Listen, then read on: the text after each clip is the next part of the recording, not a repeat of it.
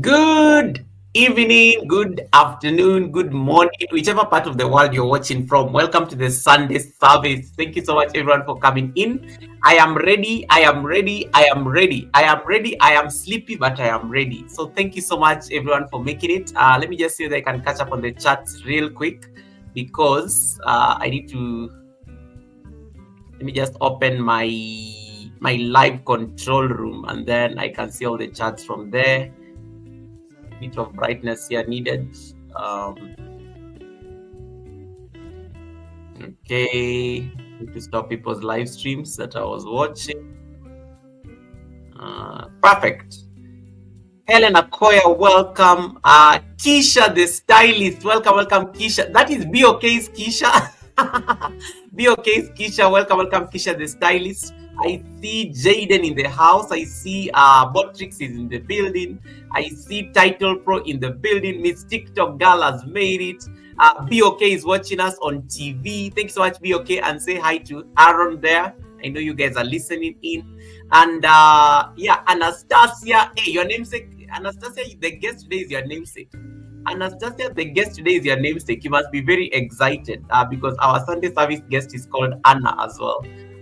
Thank you so much for coming in. Anna will be here with me shortly. She's backstage. She's just like, she's a makeup artist. She has to make sure that everything looks amazing. So she's going to join me shortly. So I think I have about 10 minutes to make enough noise. Welcome people before Anna makes her cameo. Stashka, she's saying Sunday service. Yes. Voices of her, welcome. Guys, if you're watching from my channel, I want you to click on the pinned link. It will throw you over at Anna's live stream. I want you guys to watch the Sunday service from Anna's side so that we can support that channel, get the watch hours. Winston's Chronicles, welcome, Winston, my brother. And guys, Winston was the king. I think he's still the king of the live stream. Winston was the king of the Game of Crowns, and he has already picked a topic for us for this coming Wednesday. I am looking forward to that. I'm looking forward to that conversation this Wednesday. Thanks so much, Winston, for that topic. I will definitely do my best to give it justice. So yes, guys, as we're waiting for Anna to settle in, make sure you've given us a thumbs up, or if you haven't already. In case you're watching from my stream, click on the pinned link. Jump over to Anna's side. We are multi-streaming. We are streaming both in Canada and in Nairobi. So make sure you are in both. In case you have extra devices, you can be in both locations. But in case you have to pick a location, I suggest you pick Toronto. Toronto. Do you say Toronto or Toronto? Yeah, Toronto, Canada. You pick Toronto, Canada in case you have only one choice so that we can support that channel. And then I see, so you guys are saying hi to each other. Stashka, she's saying hi to Helen. Jaden and Voices, BOK is saying hi to you. BOK is the designated moderator over at Anna Boo's side. So yes, so please make sure you network as well in case you don't know anybody on the street. Make sure you say hi to them. Stashka, how is your WH journey coming along? I've been seeing the green room chat, and I think that has been a very creative way of trying to get in watch hours when you're working. I hope it's giving you some bit of progress. Tina Marie is in the house. Welcome, Tina Marie. Thank you so much for coming in. My beautiful sister Tina Marie is in the house. Tina Marie, we definitely are going to collaborate with Tina because Tina is also like my people. Tina has the same energy, and I can't wait to host Tina Marie one of these days. Title Pro coming through with the blessing. Thanks so much, Title Pro, for that blessing. May your pot bring in abundance. You just reminded me I need to set up my goals. Thank you so much for that. And then I see Ola Joe. We meet again. Ola Joe is in the building. Ola Joe, the crocheting sailor. That is also the designated mod over at Anna Boo's side. Thanks so much, Ola Joe, for coming in. How are you doing, Ola Joe? It's nice to see you again. I remember you from BOK's cameo at the Sunday service. BOK saying, make sure to thumbs up the live and subscribe if you have not yet already. Yes, please do that. Please do that so that we can make sure that this is festive. And then I see Thrive and Glow with Joe. Welcome, Joe Delaney. Thanks so much for coming in. And great job on the series that you just started on doing live streams every week. And I think just trying to be very vulnerable and also just showing us a side of you that, that ordinarily never comes out very fully through the shot. So I think I like that segment, Joe. And please keep at it. Right. And then Tina Marie saying hi to Helen. Anastasia, did I see your thumbs up over at Anna Boo's side? Please jump over the other side. I want that thumbs up on the other side. Nifas TV, thank you so much for coming in. Nifas, how you doing? I like how the chat is so slow and nice. I love it. I love, guys. I don't like being stressed on YouTube. So I like how the chat is moving very nicely. It's very demure. It's very gentle. I love it. I love it. I love it. Yes. So in case you don't have anybody on the chat and you think you need to like connect to their channel, only if you want to connect to their channel, please make sure you like network and say hi to them so that you can be part of their community. My beautiful co-host is I can already see her backstage. She's looking amazing. She's looking amazing. She's about to make her cameo up the panel soon. But allow me to give Title Pro that blessing for the super chat that I just got from Title Pro and Toby. This is for you, Title Pro.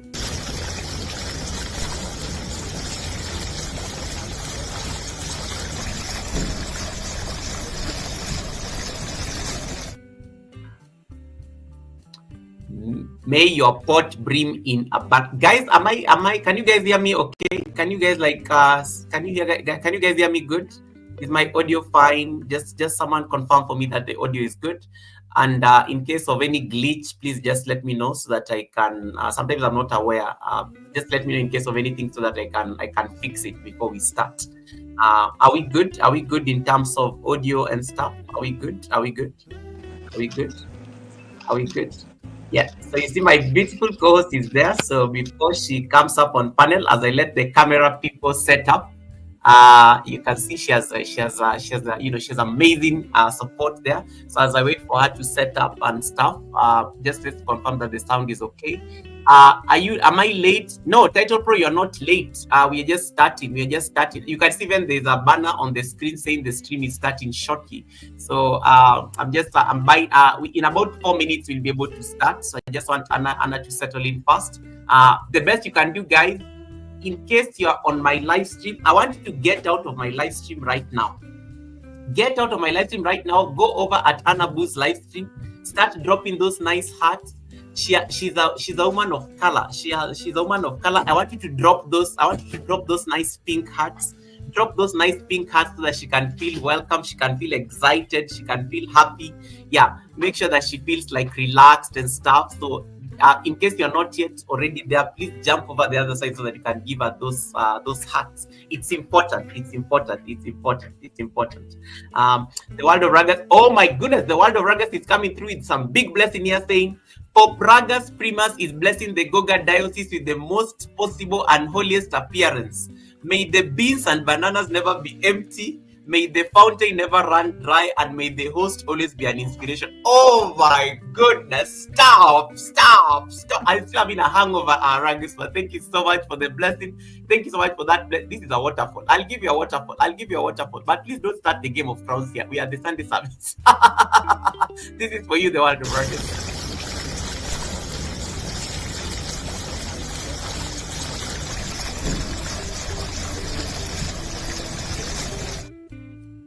May your pot brim in abundance. Thank you so much, the world of Ragas, for the blessing. Thanks so much for the world of Ragas for the blessing. And it was such an honor hosting your event yesterday. We had a conclave and enthronement of the world of Ragas. That's why he called it. That's why he's now called Pope Ragas Primus the First. He became a pope yesterday, the YouTube pope yesterday, and it was such an honor to host that event, guys. I had 3 change of outfits. We did a live stream for nearly 8 hours. I don't even know where. Today, I'm just going to make Anna Boo do all the talking. So in case you notice I'm not talking so much, just know I'm still nursing a hangover from yesterday's activities. So I will make Anna Boo will take over the show, and she can run it as she likes. Yeah. So Anna, are you ready? Do I bring you up? Oh, perfect. Okay. So guys, I will let Anna Boo start. You can already see her looking amazing, looking demure. I love the green. I love the guys. Look at this, she's hopping. Look at this, she's hopping over there. In the background. Let me see a few people. Yes, thank you so much, guys, for jumping over to Anna's side. Perfect. Grace Marku, nice to see you. I see Thrive and Glow there. Thank you so much, Thrive and Glow, for dropping that hat there. And I like how she said, nice to meet everybody here. Helen Akoya, thank you so much. Ola Joe, welcome back to Ola Joe. I know he's on this side as well. Ola Joe, thank you. I like how Ola J is like divided on both sides, which is good, which is good, which is good. Voices of Ice dropping those nice pink hearts. Yes, guys, drop those nice pink hearts for Anna so that we make sure that she's comfortable, she's settled. And one other thing, Anna has a buy me a coffee. In case you want to bless her, just go to her channel and there's a link there that Anna, you can pin for me. That link might be okay if possible, but if not, if you don't have Anna Boo, click on her channel. She has a buy me a coffee page that is active. You can buy her coffees, you can buy her water, you can buy. Did I just have an accent? Jeez, where did I get that American accent? You can buy her water, you can buy her like man, that came out just now. Yeah, I knew it. I knew it. Somewhere in there, there's always an American accent. Please click on the Buy Me a Coffee link that BOK has dropped on the chat. And also you can click on the pinned, the link that is on Anna Boo's channel. She has a Buy Me a Coffee page that is active there. Please take advantage.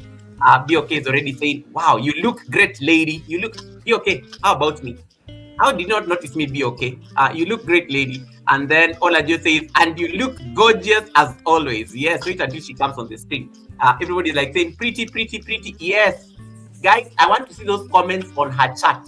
Make sure in case you're complimenting Anna Boo, do it on her chat. Do it on her chat. Raga says, Anna makes the sunshine green today. Let me tell you, the green is looking amazing. I'm even tempted to change the colors of the live stream to green so that it can... I know the purple looks off. I want to like change it to green. I want to get that exact shade of green. So she's going to guide me through it. Thank you so much. Yes, I see the blessings, I see the compliments. Drop them over there at Anna. Title Pro. I have not seen your comment on Anna Boo's side. Click on the pinned link, it will throw you there. It will throw you over there to Anna Boo's side. Thank you so much. Thank you so much, everyone. Yeah. So let's get the Sunday service anthem on, and then we can pretty little baby.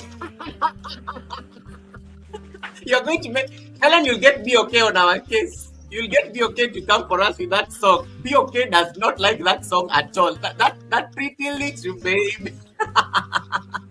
Helen, I thought just saying pretty little baby. I know she looks amazing. That song needs to be stopped. Thank you, guys. That song needs to be stopped. I'm tired of listening to that song on shorts. I am done. Please, let's move on to something else. This pretty little baby thing, it's not working anymore. It's not working anymore. Yeah, but yeah, thank you so much, Ellen, for that comic relief. Pretty little baby. That song, I think everybody on YouTube knows that song, that pretty little baby song. And no, guys, can you get new songs for your shorts? We are not doing this pretty little baby thing. We are not doing it. We're not doing it anymore. Let me just get my color change a bit, and then we can.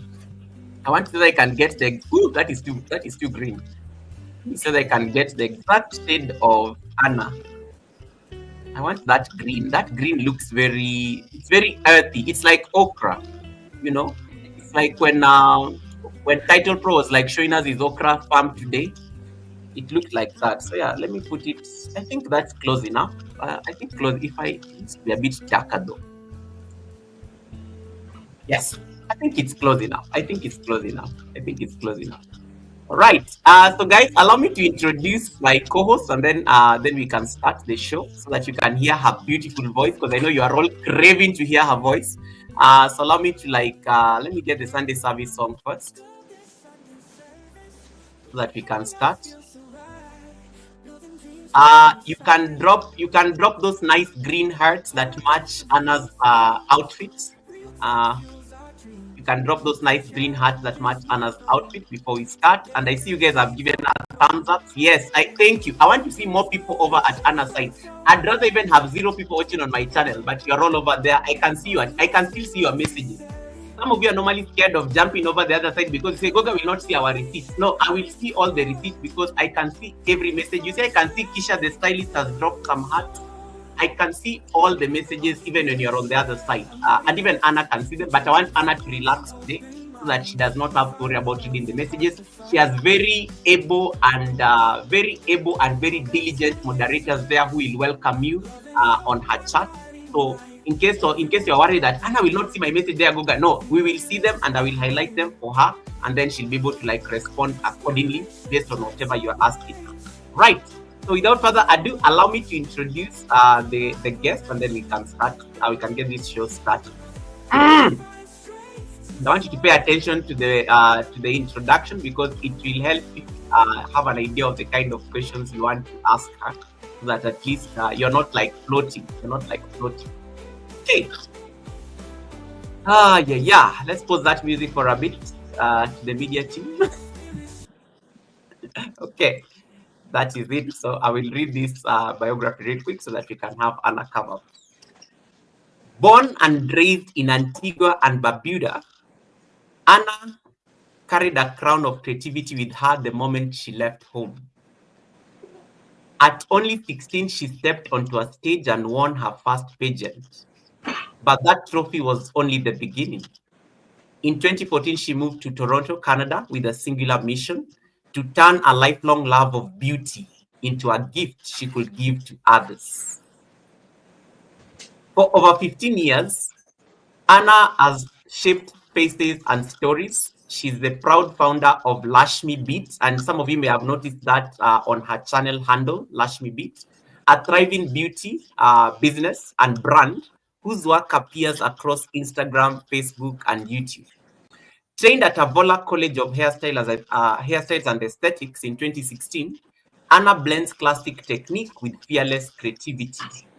From flawless bridal looks and magazine-ready photo shoots to high-energy music video sets and runway pageants, she's equally at home with a soft, natural glow or the intricate, unsettling elegance of special effects. And you're going to see a lot of that today as we have this conversation.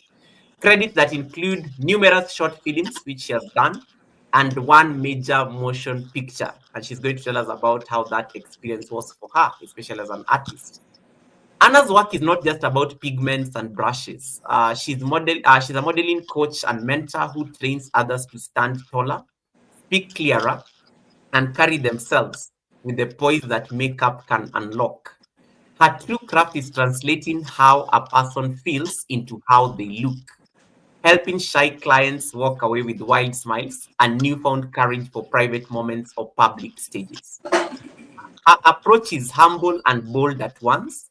She insists clients should look like how they feel on the inside, not like someone else's idea of perfect. Faith and perseverance guide her. One of our famous quotes is, even when you can't see the light at the end of the tunnel, have faith and know that you hold the key to your own destiny. And that is a mantra she lives by. So today's conversation is going to open up Anna's studio door. Whether you're a brand new person to makeup, curious about special effects, or even somebody who is afraid of trying, Anna is going to show you how to begin through a step-by-step, through a step-by-step practical approach. And she's also like a photographer, so she's going to also give us like tips, because I know you content creators are always very excited in terms of photography. So she's going to give us also tips on how to like hack this photography nightmare, on a budget. Without further ado, allow me to bring our guest co-host on stage so that she can welcome herself. She can welcome every one of you and introduce herself in the best way she knows how. Anna, welcome. How are you doing? A pleasant good afternoon to one and all. My name Good is afternoon. Anastasia, aka Anna Boo, aka Lakshmi B. Thank you so much for being here. I'm going to talk a little bit about myself. As you know, in that lovely intro, you can basically get the foundation of where I'm from, what I love doing, and all of that good stuff. I'm a good time. I love to spread positivity. I love the art of makeup. I am talented beyond my measure, but I'm so humble at the same time, and I want to share that with the world. So that's why I'm here today, and yeah. I love that. Guys, I like everybody's getting excited. How everybody's getting excited. Be okay says, I love that. Look how you feel. Look like how you feel on the inside, not the idea of perfect, someone else's idea of perfect. Anna, it's such an honor having you on the panel, and I know this has been like a plan in motion for like a long time, and I just want to say thank you so much for your time. How is Canada? What's going on there? Is it what's the weather like? Talk to us about Canada, Toronto. It's very hot right now. Like it's really, really hot, but we can't complain because most of the year we're in the cold Yeah. and it's horrible and we feel depressed. So when it's hot, no matter how hot it is, we're gonna still go out, we're gonna still do stuff. We're gonna go to the lakes, we're gonna, go outdoors and stuff like that. Toronto is a beautiful place. It's a place that you can, you know, become who you want to become. You can strive for anything you want in life, but it comes with challenges. Everybody knows that in anything that you do, it comes with your ups and your downs. So while I will say it's a beautiful place, if you're not grounded and if you're not focused on what your dreams are, then you will not achieve it. And I think anywhere that you go, once you have the tools to get you there, then the sky is the limit. The sky is the limit. And some amazing compliments coming through on the chat. Mika Patterson says, so proud of you. So proud of you. Kisha the stylist is saying, yes, Anna looking gorgeous. And then Be Okay and Receipts. Be Okay is already saying, it's the cat trying to crash the interview for me. He's gonna be in the interview, so don't even mind him. He's I love that. We welcome everyone because that's the cat is definitely part of the family. Chana Z, welcome Chana Z. Thank you so much for coming in, and thank you so much, guys, for connecting to Anna and jumping over to the live stream on her side. Once again, in case you're not connected to Anna, please click on the link that is pinned on top of my chat. It will throw you over to her live stream, and then you can be able to be part of that beautiful community. The crafty doll is saying, happy Sunday, y'all. Happy Sunday, y'all. Joyful Designs, welcome. Oh my goodness, Winston gave us a blessing there and saying, blessings, Anna, blessings, Anna, blessings, Anna. Thank you so much, Winston Chronicles, for that blessing. Once again, may your pot brim in abundance. And once again, guys, Anna also has a Buy Me a Coffee page. She's not yet a monetized channel, but she's working towards monetization. And that's why I'm trying to keep you guys on her side so that you can give us some watch time while she's at the Sunday service. Stay there and watch the live stream from there. It is perfectly fine. I will bring you back when we are done. So stay there so that you can give her the support on that side so that you can get in that watch time. But in case you want to support her, you want to support her craft, she has a Buy Me a Coffee page on her channel link, and BOK has been dropping the Buy Me a Coffee link as well, so you're able to connect to her from and support her craft also on her Buy Me a Coffee page. KNL TV, welcome. Thank you so much for coming in. And don't worry, guys, if you jump over at Anna's side, she has an amazing community and moderators who will welcome you in that space. You have BOK, you have KNL, you have BOK, you have Ola Joe, you have Voices of Her. All these amazing people will welcome you there, so you won't feel like in the cold. You won't feel like in the cold. All right. So let us make sure that our Sunday service guest feels very warm, feels very welcome, and feels excited to be part of this collaboration.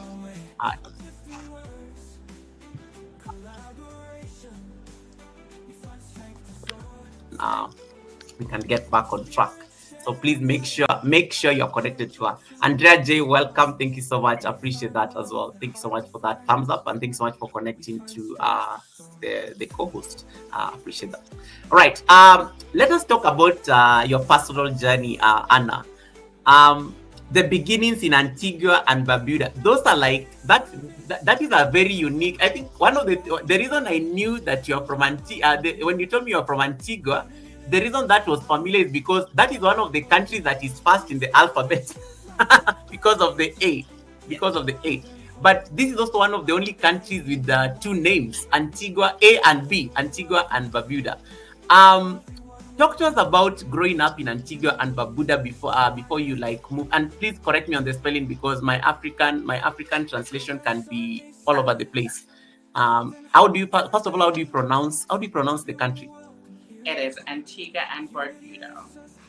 Antigua. Oh, nice. Yes. Talk to us about growing up in Antigua and Barbuda. These are an island states. Lots of tourism as a place. But for you call it home. Talk to us about a place that you call home. Well, I will say Antigua and Barbuda is known for the 365 beaches, one for every day of the year.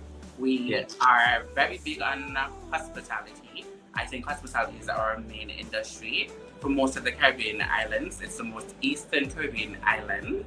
Yes. And we have talented, beautiful people in our country. Living in Antigua has taught me so much.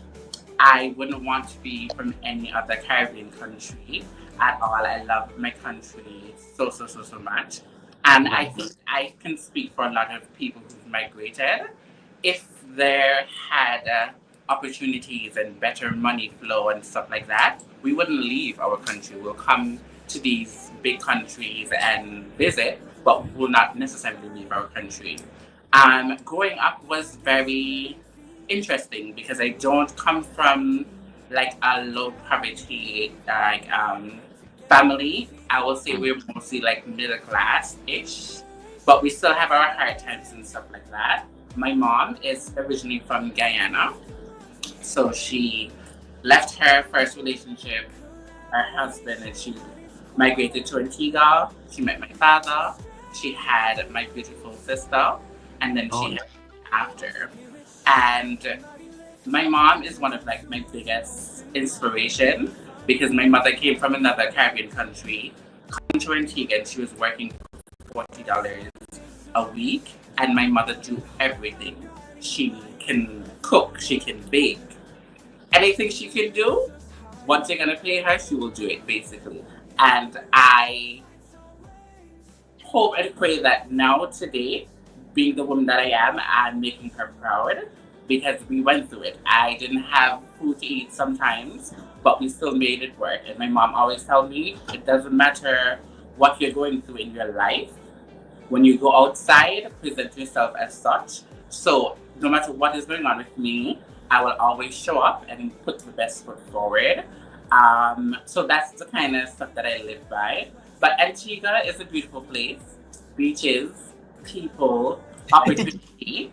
Um, in the Caribbean as a whole, pageantry is a very big thing in the Caribbean. And for me, that was one of my outlets that I use to Nice. express myself with pageantry and just learning how to be elegant, how to speak with poise and grace, how to carry yourself. These are the things that instilled in me from Antigua, and you can see the proof of the pudding right Absolutely. Oh here. my God. You went there, girl. I, I was, like I was wondering because the first time I met you and I heard you actually speak was at when you joined BOK's panel, and they just loved how you presented your. There was a lot of poise. You don't like just shout all over the place like some of us. They were just like it was very. It's almost like you choose your words very intentionally. You speak. It's like you're reading from like from a teleprompter, but not quite. But it was just guys. Did you hear that? Speaking with poise, some people here on the chat need to be taught how to speak with poise and elegance and but anyway, we do have the expert here today. Winston says, I've been to Antigua 3 times. I love it there. I love it there. So Winston is just trying to say he's been home. He's been to your home. He's been to your home. And thanks so much, everyone, who is supporting our beautiful and lovely co-host. Marciano, thanks so much. Ifeanyi just had beauty and he ran into the live stream. Ifeanyi, if you're wondering where everybody else is, we are over at Anna. So just click on the pinned link. It will take you where everybody is watching the show from. And then you can be part of it. You talked about something very interesting. Pageantry as a way of expressing yourself back in Antigua, and before you like ventured into maybe doing other many things that you did.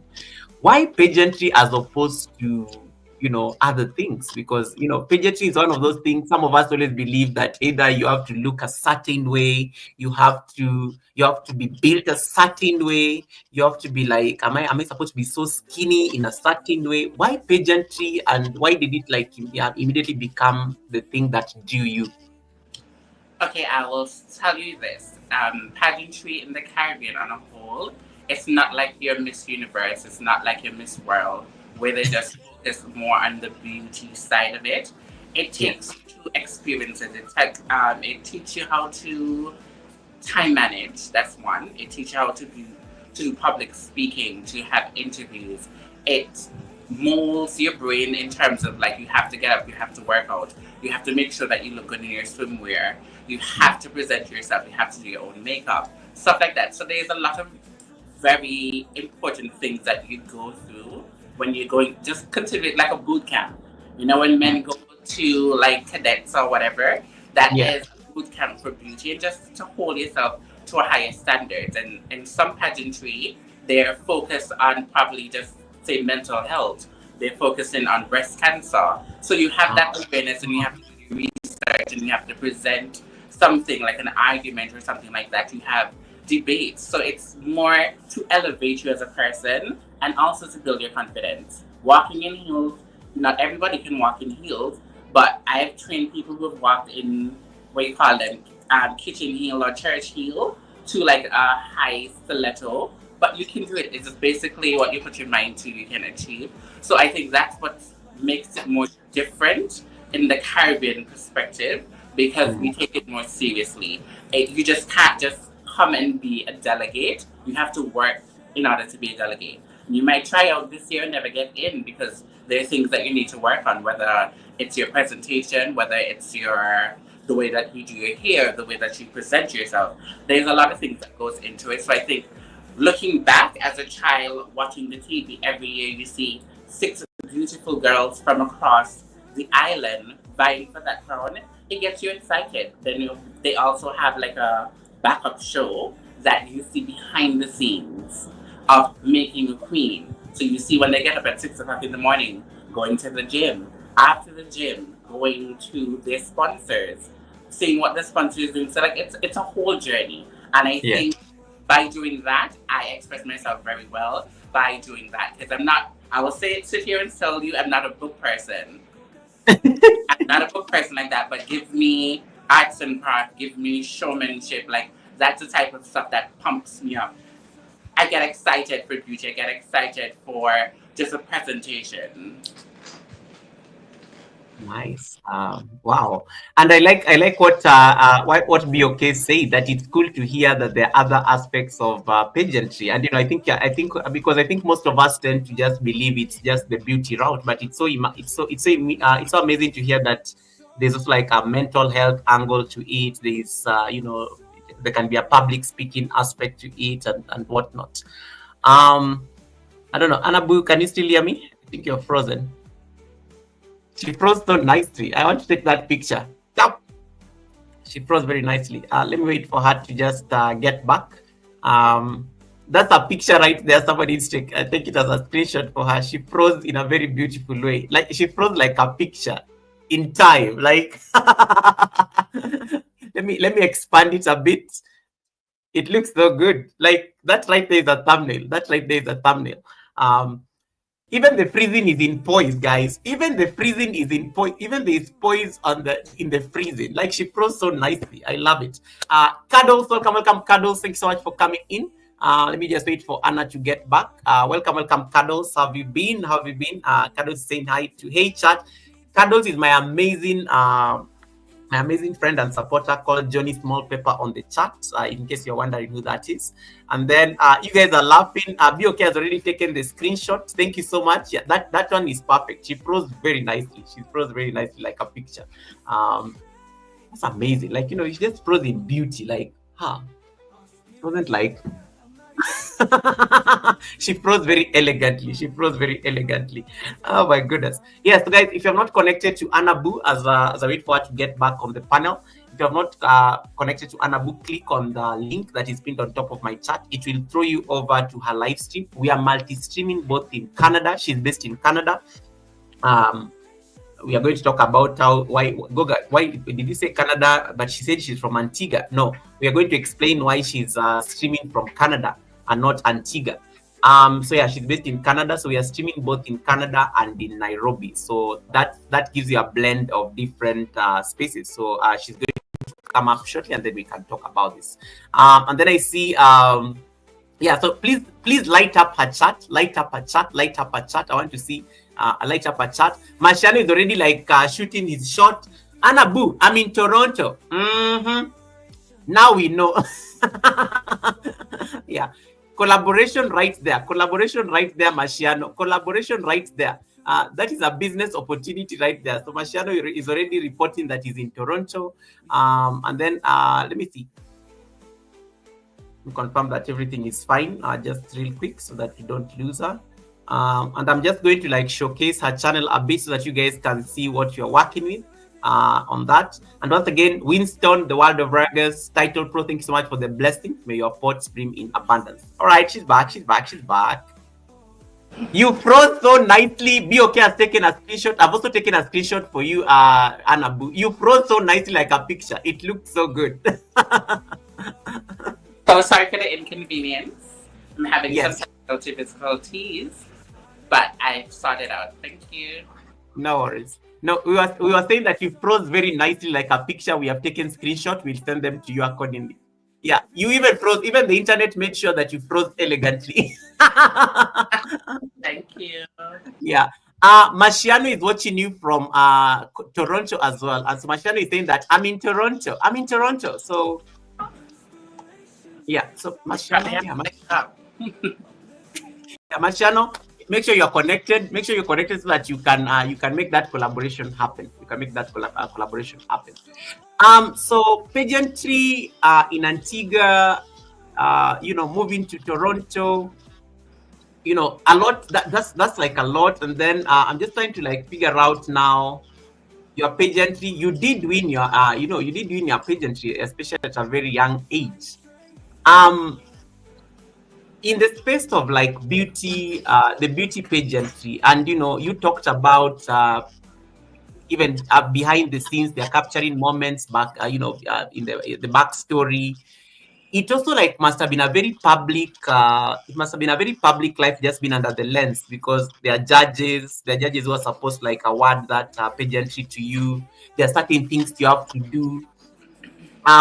For somebody who's very young, because you won your first pageantry at 16, you are a child. And that was just so much pressure. I don't know. How did you keep up? What kind of support system did you have just to make sure that you got that crown? And, talk to us about that experience. Well, I'll be honest. I was very young. And technically, I was not supposed to be in the pageant because I was supposed to be 18. I was only 16. But we're not going to even talk about that. I was supposed to be going to church meetings, and I'm going to the practice and stuff like that. So I did the pageant without my family knowing that I did. Until I won. And then one of my father's children, which is my brother, he was at the pageant and he went back and told my mom, and my mom found out. And it was a whole big thing because my mom is very religious and she's very into her church. Wow. So it was very confusing, and in her mind she thought I was doing other things and I had to explain to her it wasn't that. It was like a pageant, and because you have to be in swimwear and stuff like that, yeah, it was just a little bit too much for her. But so I didn't have any support. I was just, my friend decided to enter me into the pageant, and then I was like, okay, I'm gonna do it for funzy. But I ended up really, really loving the art form. So I hope that explains your question. So you win up. So wait, you actually you're put in the contest. You end up winning the contest. Your mom. You said your mom was extremely religious and stuff like that. And Johnny, look at what Johnny said. Johnny, can you leave us alone? Johnny says Anabu's nails are longer than Gog's. Johnny focus. I like how Johnny is just like busy like studying. So you in a pageantry, mom is extremely religious. I want to know the first reaction in your mom. So like she was, I mean, you did all these things undercover. I want you to tell me the first reaction from your mom when you had to like explain to her that exactly how it went. I came home, and obviously when you win, you have big boxes and gifts and stuff like that. And it was around Christmas time. So I told her I went to a Christmas party and I won, best dress at the Christmas party. And I have all of these stuff. But then I think like about a week after, my brother went and told my mom and called my mom, and it was not a cute argument. Like, she really cussed me out. Like, she really cussed me out, Whoa. and we weren't talking for a while. To be honest. Wow. So But it was very ugly, but I think it took my mom many years to kind of like, understand who I am as a person, understand that this is just not for show and tell. It can definitely elevate you and put you in position of being a star, being an entrepreneur, etc., etc. But it took her a while to like really get into that mindset because she was so into her church. And now she's more relaxed, but it's like you still have those like Christian values that you want to uphold and keep and stuff like that. And anybody would be mad, because I cut going to church and stuff like that, and I had to like do a lot of little things to get my outfits and my gowns and stuff like that. So in her mind, she was just basically thinking, what am I doing to get this money, stuff like that, yeah. all that. And you're a girl, so the concern tends to even be more like because you're these are girl child, and the pressure is on. Is like yeah, I could imagine her concern. So you in the pageantry, you have a crown, of course. You have a crown. What was next? Because I mean, you're only 16 and you already are the queen of the pageant. What was the next logical thing for you to do? In that particular category, were you going to like run again, or are there things that you're going to pursue? At that time, I didn't understand it fully. I had to show up at parties, I had to show up at events, and when you show up as a winner, you can't look a particular way. You have to carry yourself with some level of class and standard for the crown that you just won. So I was basically forced into getting into beauty, trying to do my own hair, learning makeup, and trust me, I was a hot mess when I just started makeup. So I wasn't looking as bomb as I look now when I Yeah. started then. But for what it was, I was doing my ones and my twos, and I still, yeah. But I had to make that transition and think of it like, okay, now that I have this role, I need to be a little bit more serious. I need to surround myself with people that can elevate me in a way. So instead of me going and just like partying like I used to, stuff like that, I went to more of like wine and cheese with more adults and have more dialogue with people so I can have a better understanding. And also, I needed to sharpen all of my irons so when I enter another pageant, I can win. So my mind programs like that. If I see something that I want, I'm gonna say, okay, what I need to do to elevate myself to this level, this level, and yeah. So it was a lot, and then because of the argument and all of that type of stuff, I stopped school at 16. Yeah. But like my family dynamic got really crazy at that time, and I didn't feel loved and appreciated, and it got weird. So I had to not only think about like that pageantry world, I had to think about my real life and what I really want for myself and how am I going to navigate this without completing school. And I want to tell people out there, not because you didn't graduate or get your CXC that you can't be somebody. Because if I had that mindset, I would have still been Antigua, still doing God knows what, and not have my own business, being a CEO, being the boss. So Wow. I had to really, look into myself and say, okay, what am I good at? And I always have this in the back of my mind. I don't want to work for people. And if I do, it's only for a short period of time to build what I'm having or what I'm planning in the background. So I had to really take in everything that's happening in and around me, take that negativity and just kind of make it positive with every step that I take. So that's the kind of journey that been on. Self discovery, trying to figure out how am I going to elevate, how am I going to prove to my family that I can be somebody. When you have a sister who is very, she's beautiful. I love her down. She's my ride or die. But when I said, when it comes down to academics, she was acing. She was doing the best. You understand? And you have me here, like struggling in the background, not only dealing with like what my brother told my mom and me and my mom arguing, dealing with all of that. It was so heavy for me. I'm not going to lie. I went through a very depressed state, trying to figure out what is going on with me. Why am I not learning as fast as my sister? How can we, like what can be done? And it took them a long time to actually really figure out, okay, there's something wrong with me and we need to go and try to get help. And I got some help, and then I realized that I have dyslexia. And from getting that information, I said, okay, now I'm going to have to learn things differently. My approach to things is going to be different. So when it comes down to communication and talking, I said, you know what? I feel that I have a very seductive but very powerful, very calming voice. Let me focus on that. Let me focus on communication. Let me focus on, elevating myself that way so that you will never even know that I didn't graduate from school. And I made it my lifelong duty to do that, and I can talk about it now. But that has what, really had changed the game for me, because people were not looking at my academics. They were looking at how I present myself, how I hold a conversation, and how I engage. I love that. And thanks so much, everybody who's coming in. I see Trini, I see Roger Stilia. I thought I saw Service Mix-Up Kitchen in there. Natecho Traveler is like fascinated with your, with your outfit, and she's just like, wow, she looks amazing. And then Mashani is asking whether that is it Argos or something.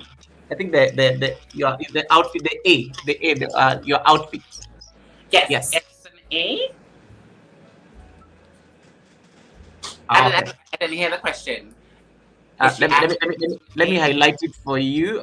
Just hold on real quick. And guys, make sure you connect to like Anna Boo. The link is pinned up there. It will throw you over to her live stream, and make sure you're part of that community so that next time she's doing this, she's calling it the Argos jersey. Anna Boo, is that the Argos jersey?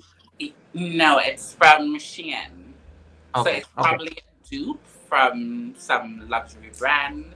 But if you know me and you know me well, it doesn't matter where it comes from. Once you put it together really well, I Yeah. look like $1 million, and you can't tell me that I don't look like $1 million. So yeah. That's right.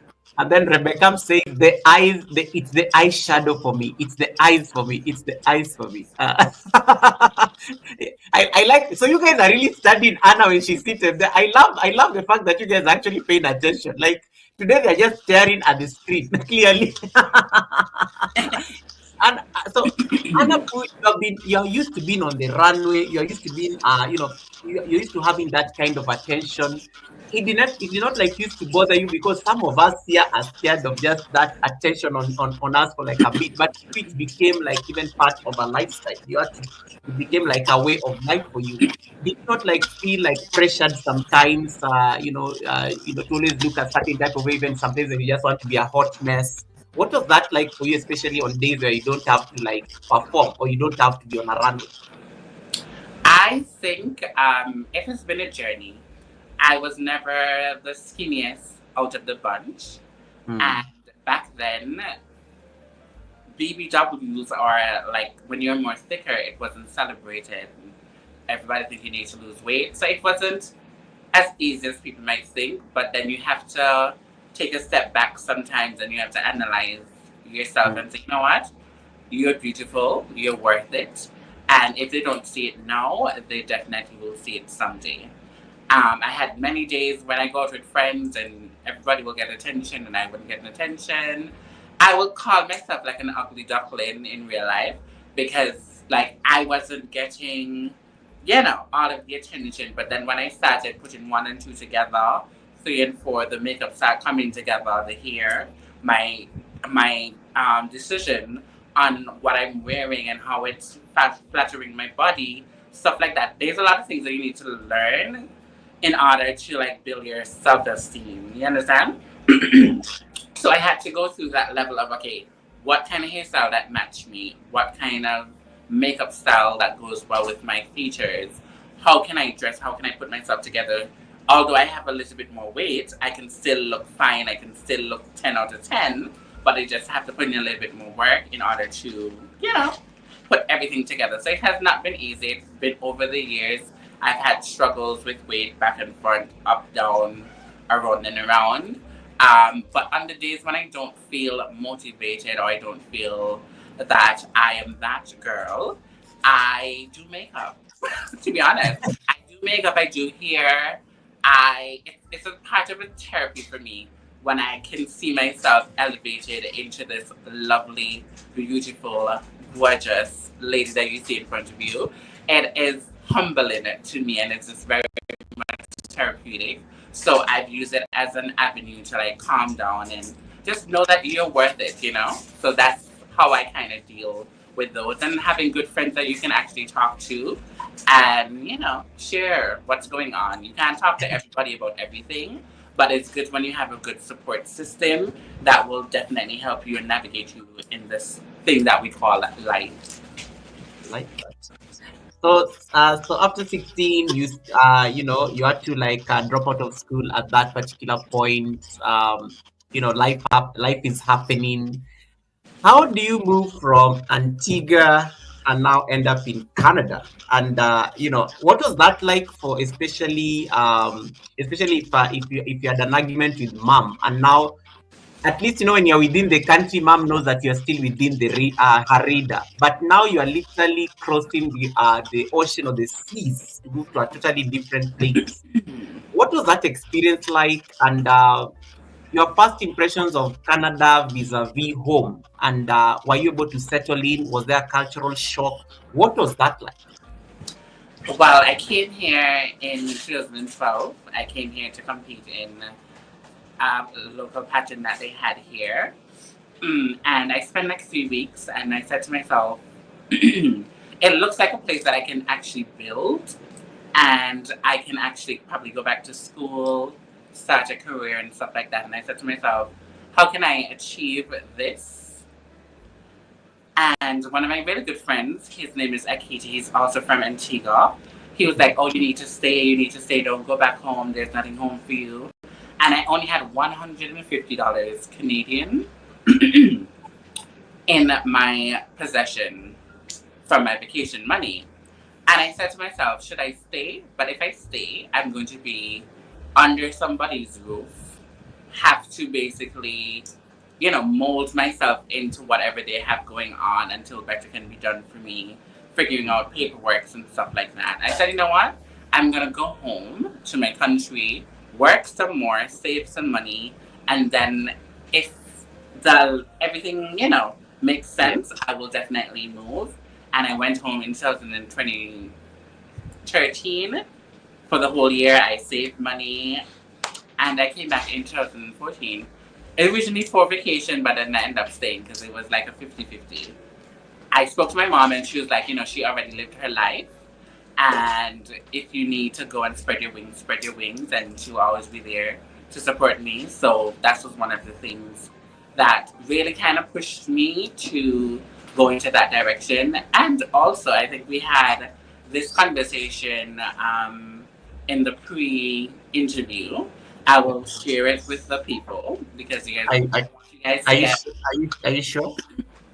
yeah, Okay. I'm good. I can talk about it. And Okay. one of the reasons why I moved to is because when I went back to Antigua in 2013. 2013, I got raped by two guys, Oh, and sorry. that whole situation just kind of turned my life upside down. The information that I got from the people, they knew where I worked, they knew where my mother worked, they knew where my brother worked. Everybody in my household, they knew what time they work, where they go, they know where I go after work, my other jobs and stuff like that, because I used to train a modeling agency and other things I used to do after work for my 9 to 5. And they knew everything about me, and I didn't know them from a picture salt. And it just turned into something awful. But after that happened, I had to pick myself back up. I remember it happening on a Sunday. Me and my family weren't really on good terms still. And it happened on a Sunday. I had work on the Monday. I didn't have my phone. They stole my phone, my money, everything, and they dropped me off. And I had to walk like about probably 5 miles to get home, something rough like that. Got home. I sat down on my gallery and I told myself, you know what, I can do one or two things. I can sit down here and cry and go on like that. I can go to the police station. I can report it. But I have to think about my family, regardless of the fact that me and my family were not in good terms at the time. The fear that they put into me to like not tell anybody they can affect my mom or damage my mom or do something like that. I cared about them so much that I was willing to take the L and suck it up and say, you know what, okay, it already happened. There's nothing I can do about it. Let's just figure this out. My boss came and picked me up the Monday morning. I spoke to her. I told her, we cried about it. I talked to a police guy about it, but I said I'm not going to go and make a report and stuff like that because I really don't want the family to get injured or something like that because you just never know. These people apparently was very bad people from the ghetto in my country, so you never know what could have happened to the whole family. And that was on my spirit for a whole month or 2 months, and then I eventually told my mom about it because she got me mad and I burst out in tears, and that's when the first time they knew about it, like 2 months after. And it was like a wake up moment for all of us because they didn't understand what happened and why I didn't say anything and why I didn't this. But at that point, the avenue wasn't open for me to be as vulnerable and, like that to my family. But I'm so glad that over the years we worked on ourselves, we worked on our mistakes and our flaws, and we're better now today than ever before. So yeah, and fast forward, I went in to pay my phone bill, and I heard one of the guys talking, and that freaked me out. I lost it. So those are the things that happened, and then I decided, okay, maybe I should take up my friend's offer and really go away and not come back and try and see what I can do. And that was the breaking point for me. And I said, okay, this is going to push me to do better, to do good, and I'm going to take all that I've learned in Antigua and find a way to develop myself here. So those were the main reasons why I left. Wow, that is it's really heavy. I don't even know how you, and I think everybody's shocked at just the confidence having gone through that, and especially because you must have been very young also as well, and just not having even the right support from the family initially. It's not something that you take for granted. We do have a question from the chat that I wanted maybe to answer. It can help us segue into Canada. K and K family say, "Wow, great story. You really don't look or sound like your story at all." And I think, that ties to maybe what is being asked next by Kyra. Kyra is asking, "Have you been back to Antigua since this incident?" No, I haven't been back, but I'm definitely planning on going either the end of this year or early next year because I miss my country. Regardless of what happened, I miss my country. I miss the food. I miss going to the beach. I miss the people. I just miss my country. Like, I really do. So I'm planning on going back pretty soon. Wow. Yeah, so you moved to Canada in 2014. It's been like a long time. Like it's been like over 10 years by now. Not having gone back home. But think of that time, but because you said you had been in Canada before you made the decision to now go back, you had to put in some work, get some money so that you can settle in when you go to Canada. What was your first, what are some of the things that were different as compared to home? And that what are some of the things that actually swayed your decision to stay in Canada? Because you could have picked a totally different country. You could have picked any other country in the Caribbean. Why was Canada going to work? And I like what you said earlier on in the conversation, that it looked like a place you could build something. That's exactly what you said. So why was it the place? Because Toronto, in a whole, it has a lot of things going on in terms of like movies, theater, music videos, stuff like that.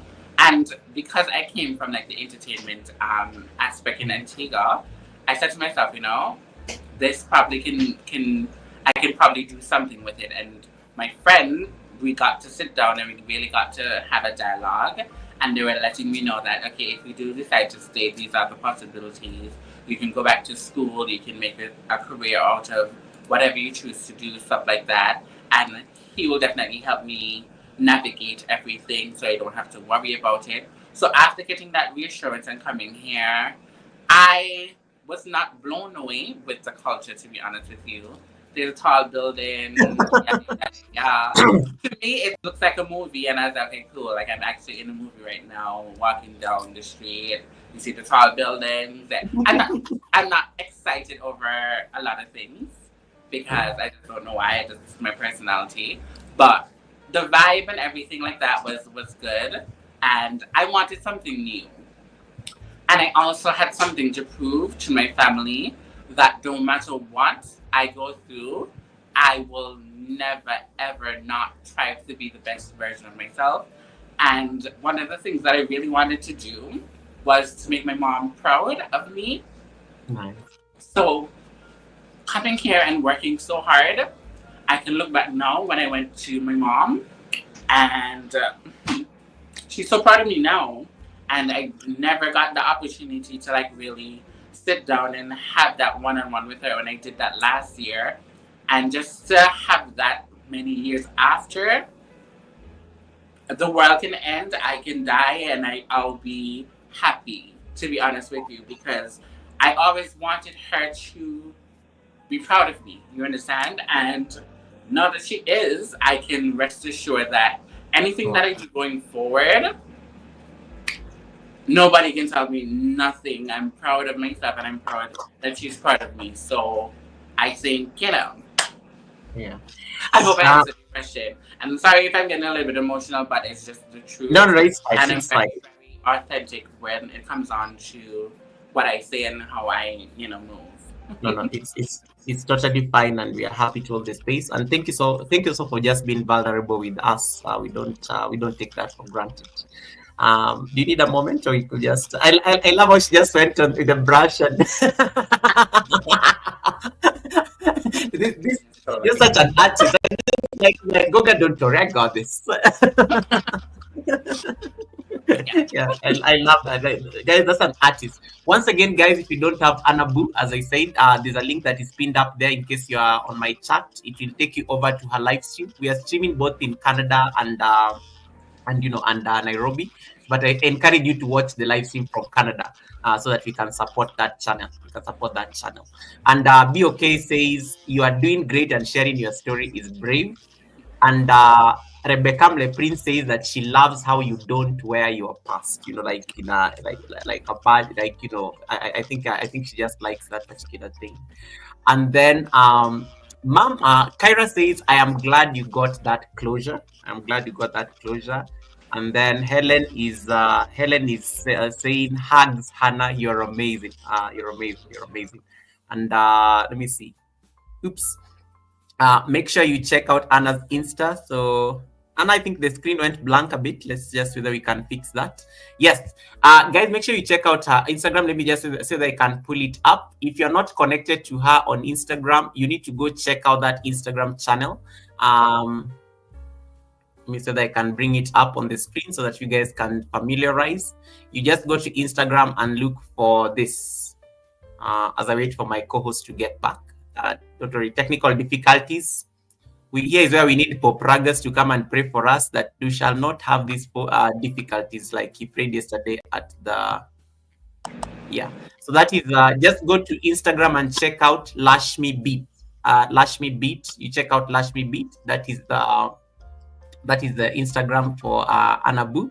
And you'll see amazing things going on there. You'll see a lot of artwork. You'll see amazing things. You can see the Sunday service was promoted. A lot of things are going on there. So it's a very colorful IG account. and you can see the logo that is going on there. Anna, maybe you can get out and come back in. I think that's why it's giving you problems. Just close and then come back in. Sorry about it. I hope that, but I'm sure we can hear you very well, and I'm sure you can hear me. I can hear you. Yeah, we lost your visuals. The video, yeah. I'm trying to fix it. I don't Okay, know no what worries. happened a little while ago, but I think I'm gonna have to come out and come back in. No worries. We are here. We'll be patient enough to wait. Yes. Yeah. So guys, So you can sorry. check. Yeah, you can check out her Instagram, and then you can also check out her YouTube channel at Lashmi Beat. Let me see if I can pull it up. Anabu underscore Lashmi Beat, but you can just look for Lashmi Beat, and it will give you the channel. Hold on, sorry. I opened my own things. So the channel is here. So let me see that I can pull up the channel real quick as we try to get the audio back, the visuals back. So this is the channel where you guys are watching from. That is the channel. Hold on. You see the iceberg. Okay. And I see two of you, so let me remove this. Anna, give us like a mic test.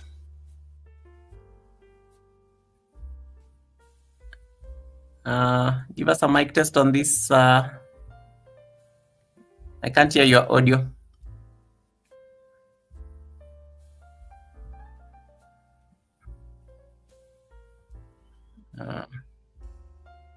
Yeah.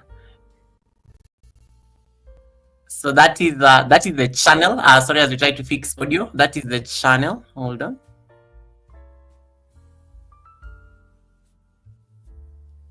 I think I can.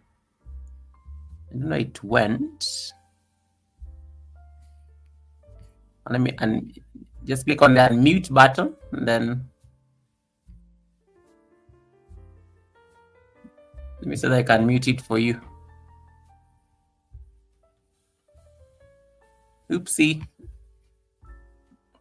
Oh, sorry, it kicked you out, Anna. Sorry, guys, bear with us. Technical difficulties, but we'll solve them. This happens.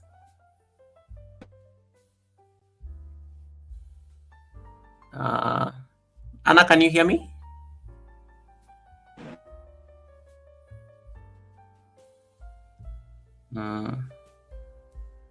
We don't have your. No, we can't hear you.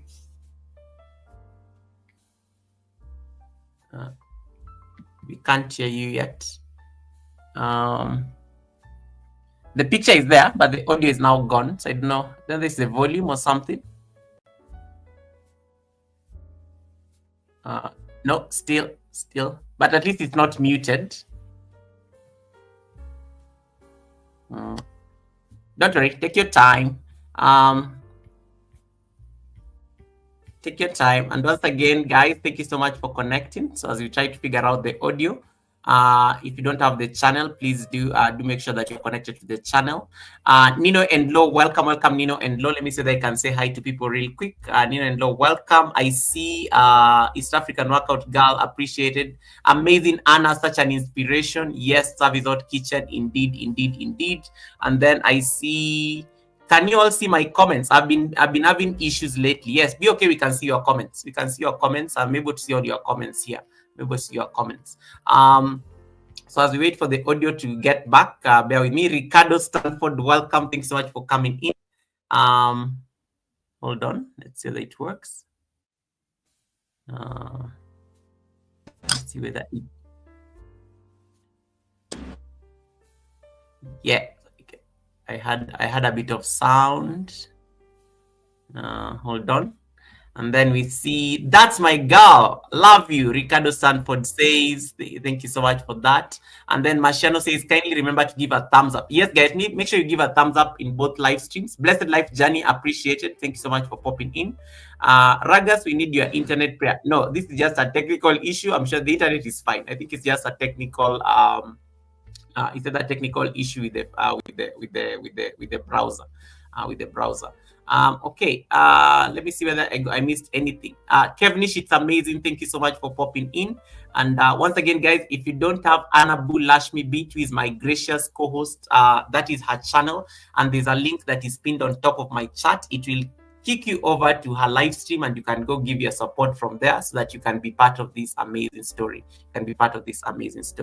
I'm waiting for her to just get back. I think she's working on it real quick, and then we can continue. The devil is a lie. We are going to continue. Shortly. We're going to continue shortly. Chanazi, appreciate you as well. Nadine, I thought I saw Nadine in there. Thanks so much, Nadine. Let's see. Anna, I see you. This is so good, but I don't know why the audio is not popping.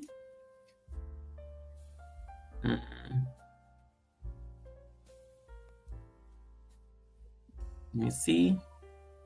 Not yet. I still don't have your. Let me check the settings. No, the sound is still not there.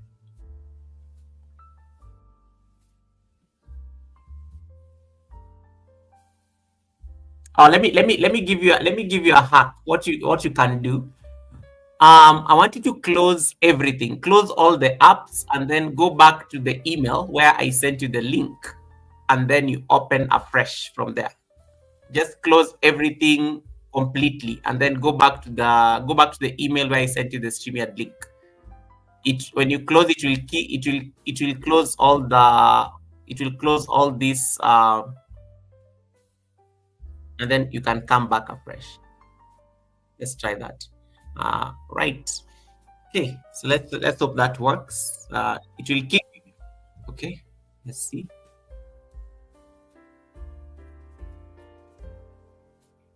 Let's see whether this works. I'm seeing 3 of you.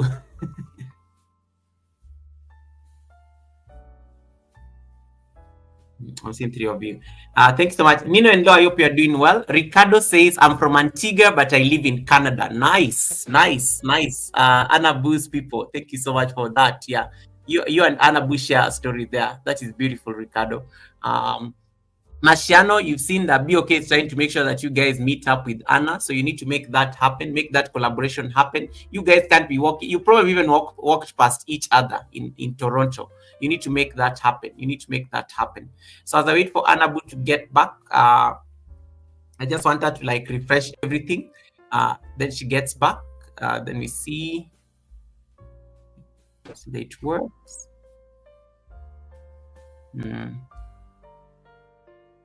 And then I can give you a call in case of anything. I can give you a call just now to we check. We can troubleshoot.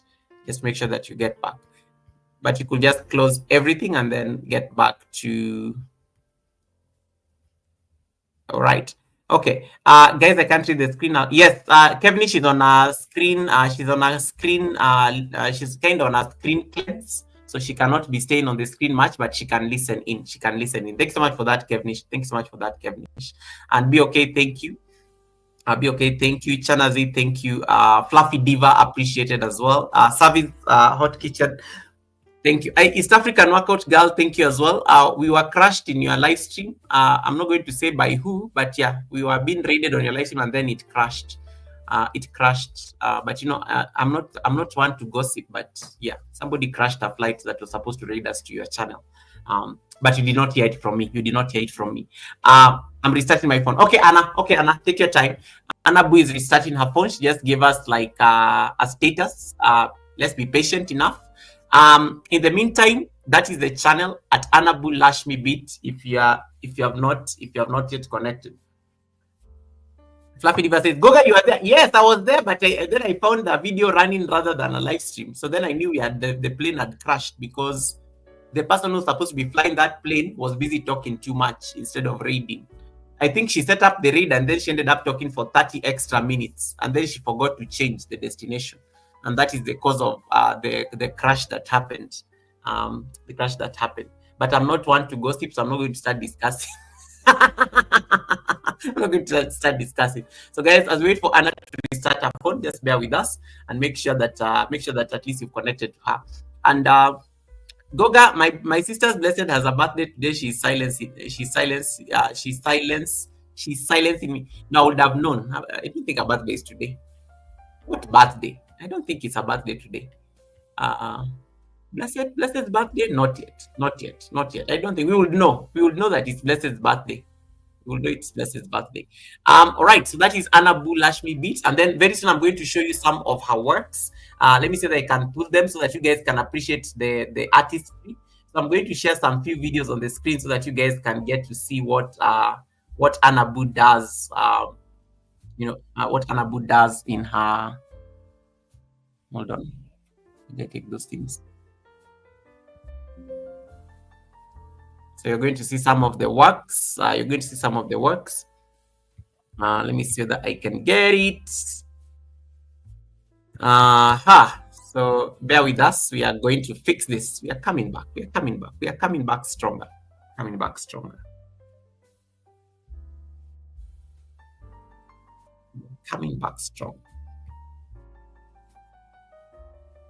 Anna Boo Lashmi Beats. Let's see. Yay! It worked. The internet has to put respect to Anna Boo. What is getting? Yeah,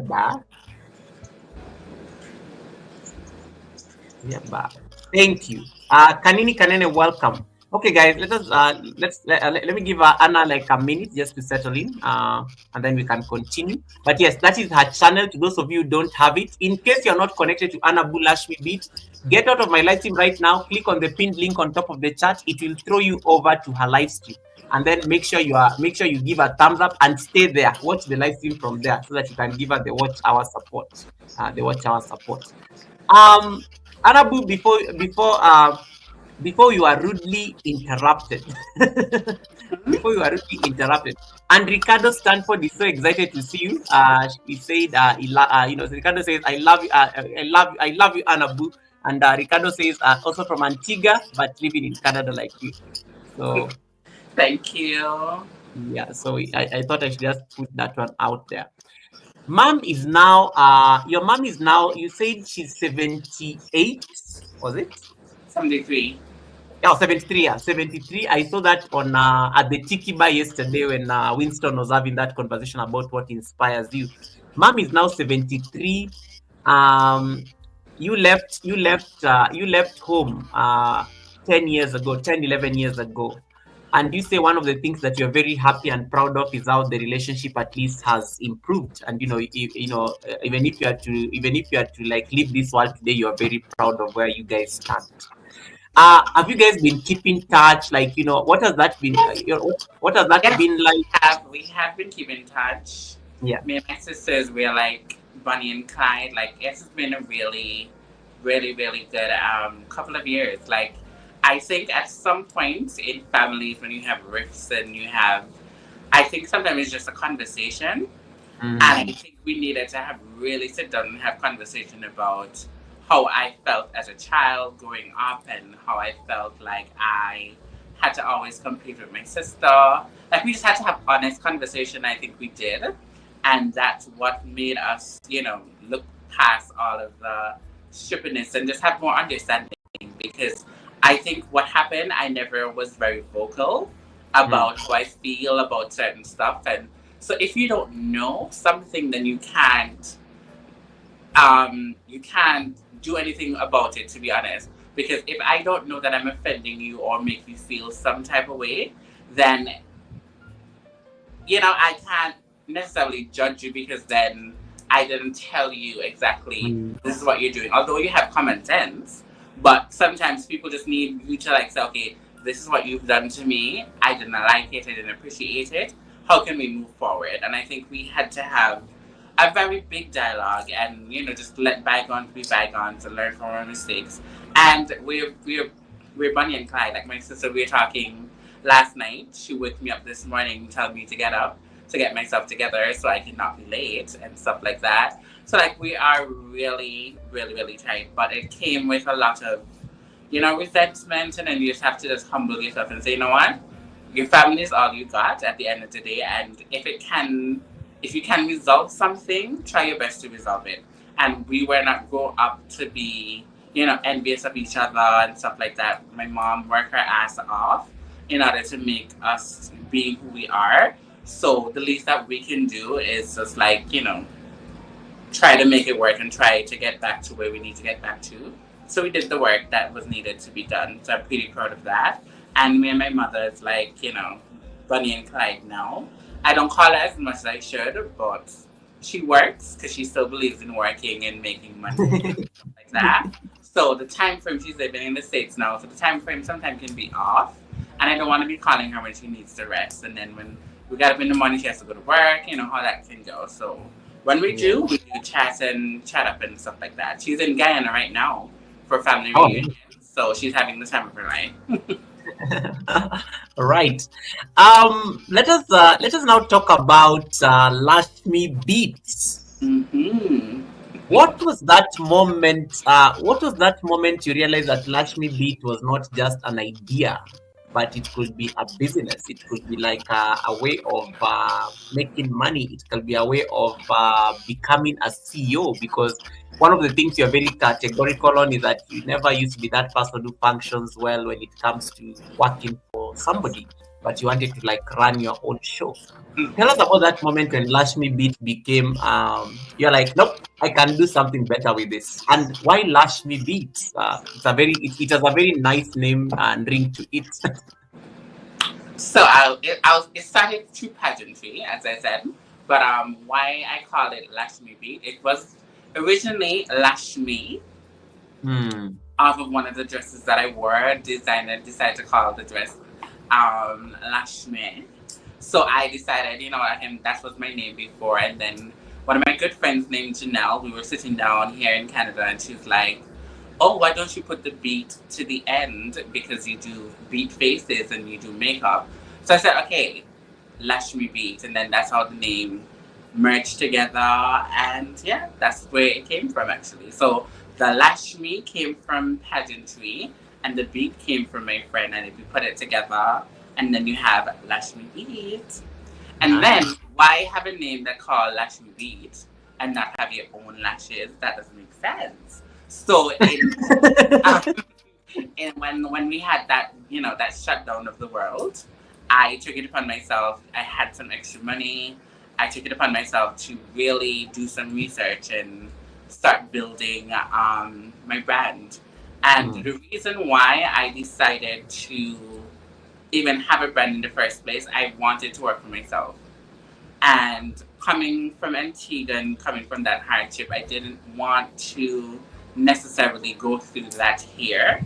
And as much as I love this beautiful country that I live in, you do have the things that happen to people of color, stuff like that. So in my mind, I just wanted to have something that I'm really good at and that I can, develop into something else. And that was my mindset. And Sephora is the only job I've had in Canada other than just working on my business and do freelance makeup. So I'm really proud of that I came here and I was able to use my gifts in order to make money and sustain myself. Wow. What is it like working in, what is it like, that experience, especially having gotten that job at Sephora, and, that's like a very renowned perfume and, makeup and all these kind of things. A lot of people walking into the shop. So customer care for you must have been like something that you had to like deal with on a day-to-day basis. Would you say that it at least also gave you like some great insights even how you'd approach your business at Lashmi Beats? I will say this. Like, I was talking to one of my really good friends years ago, and he told me, like, I know you're doing this stuff, independently, and you're doing your stuff, and you're making money, but in order for you to elevate and in order for you to take your business to another level, you're going to really need to do something else in order to get revenue, in order to build what you're building. More to make sense. So I said, you know what, instead of going and doing like a normal McDonald's job or a concierge somewhere, I want to do something that I love. Because when I do something that I love, I don't feel like I'm working. I can do 20 face right now. Trust me, I have a time of my life and I don't feel like I'm working. It's just like another day for me, exciting and stuff like that. So I took on the journey and said, you know what, let me apply for Sephora. I'm really grateful for Sephora because it opened up me to a different world of beauty, high end Oh, sorry. Just hold on. I think I lost your. Just hold on a bit. I lost your voice. No, no, hold on. Just, I think we can fix this.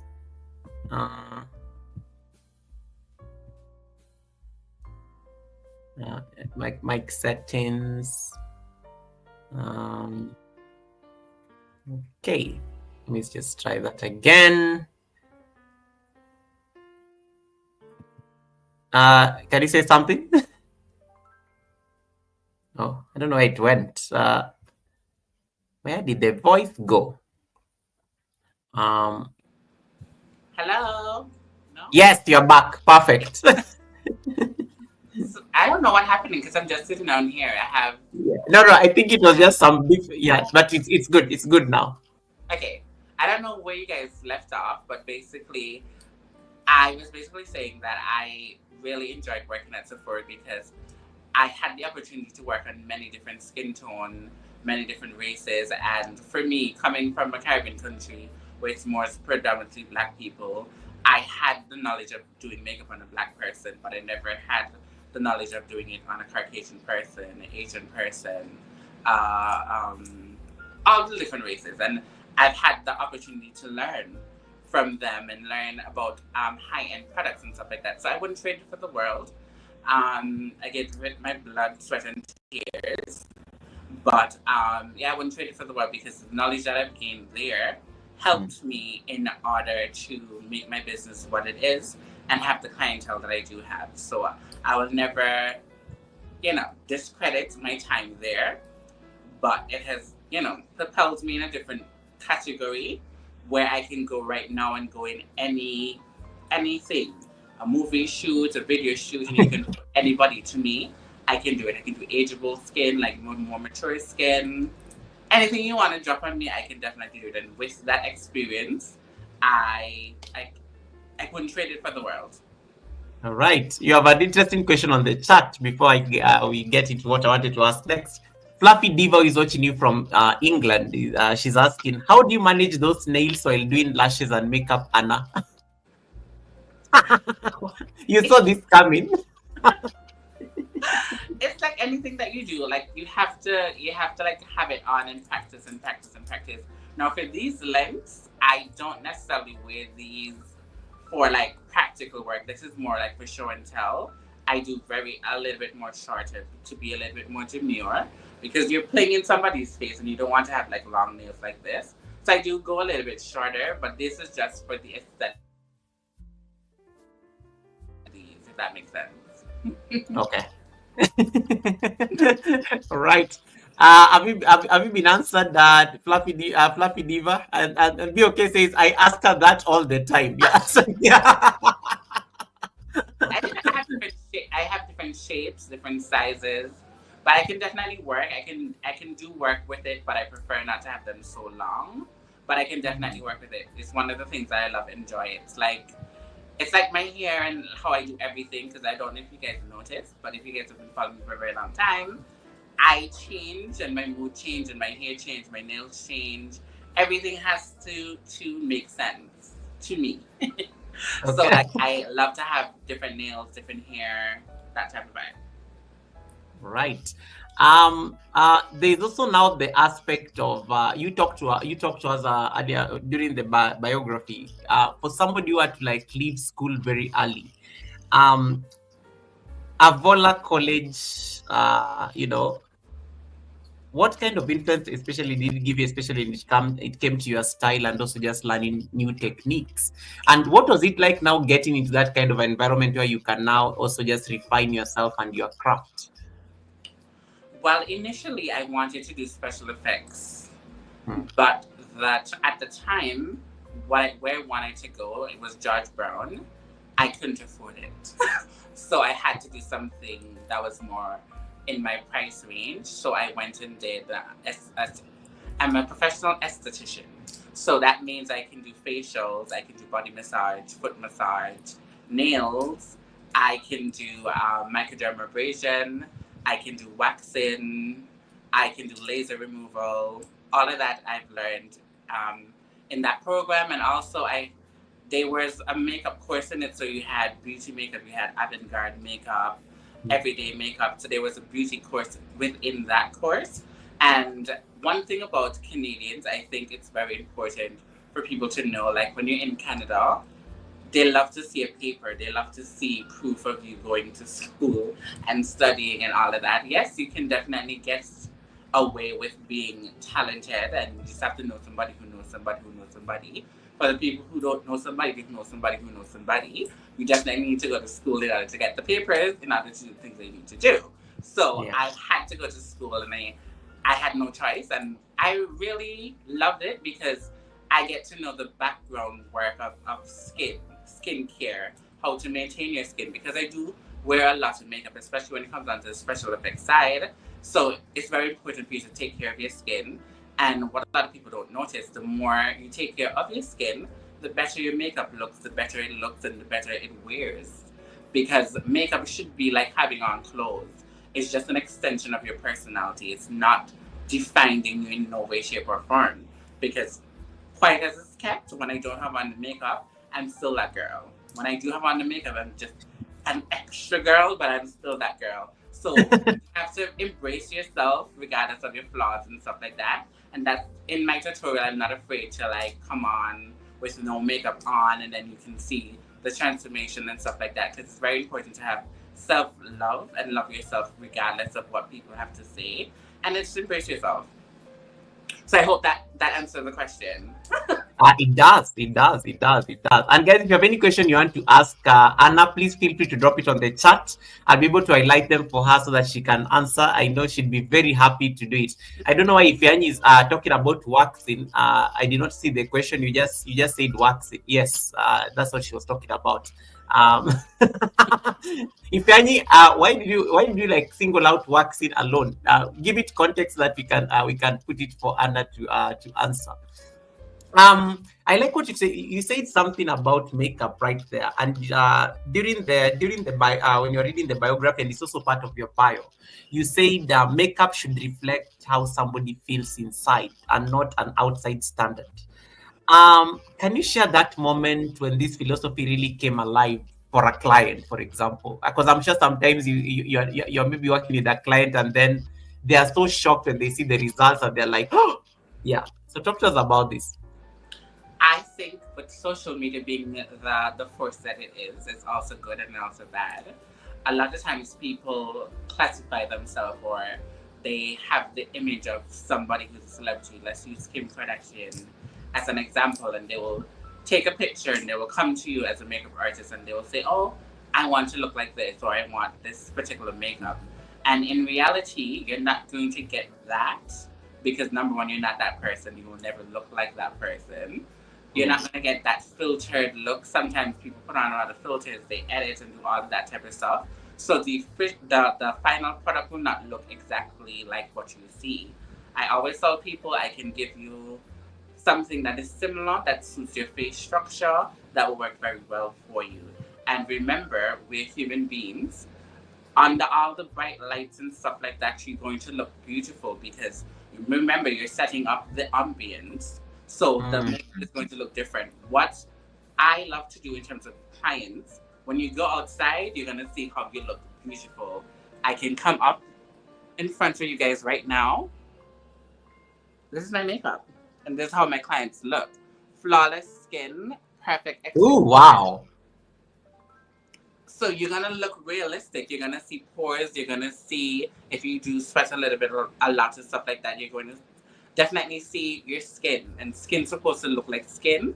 It's just advancing it and just making it all one color, stuff like that. So I think it's very important for people to know that when you're putting on makeup, it's not necessarily you're trying to cover who you are. You're just enhancing your own beauty and just making it stand out. And I think it's very, very important for people nowadays. Don't take makeup as, oh my God, it's like gonna change the world or something like that. Use it as Mm, a tool, just like how you use your clothes, and it's a part of expression, basically. And I think a lot of times people look down on people who wear makeup and think that, yeah. oh my God, they're too extra, they're too this, they're too that. It's just a way of expressing yourself. For guys, sometimes they will have the world to say, oh, I want a girl that has natural hair. I want a girl that doesn't wear weave, stuff like that.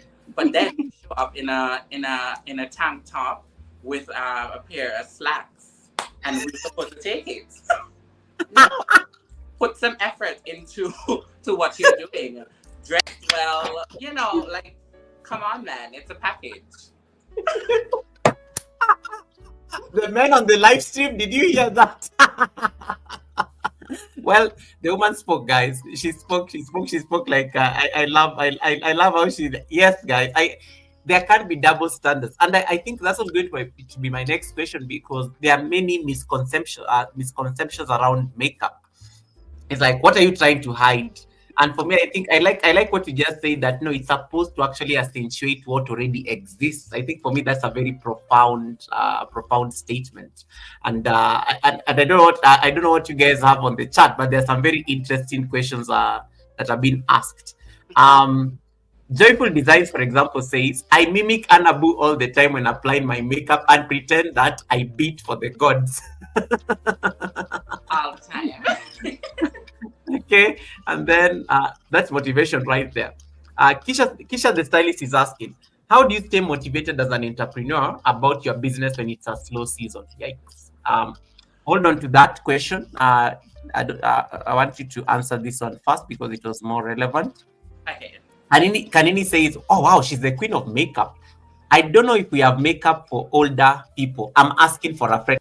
I don't know why she had to ask. She had to add that part. I'm asking for a friend. Kanini, you are not old. Why did you have to ask that part of asking for a friend? So she's asking about whether old people can apply makeup, and Yeah, I think that's a very profound question right there. Then we can go to the definitely. business. Definitely. I think, as I said, makeup is an expression type of stuff. Now, back in those days, depending on how old you are, it wasn't so complicated. You have like a nice little powder, your red classic lipstick, your Mm. your what do you call it? Your eyeliner that sometimes you use as your lip liner, and your eyebrow, and you go about your business. Sometimes you have on just a gloss. So it has advanced a lot during the years. But I think everybody can wear makeup. One of the things that I personally love to do is transform somebody who's more older so that they can see how they used to look, or it just brings back that self of joy, that pride, because when they look at themselves, it's okay. You're old, but you're not cold. You're still bubbling, you're still gyrating, you're still doing the things of the things.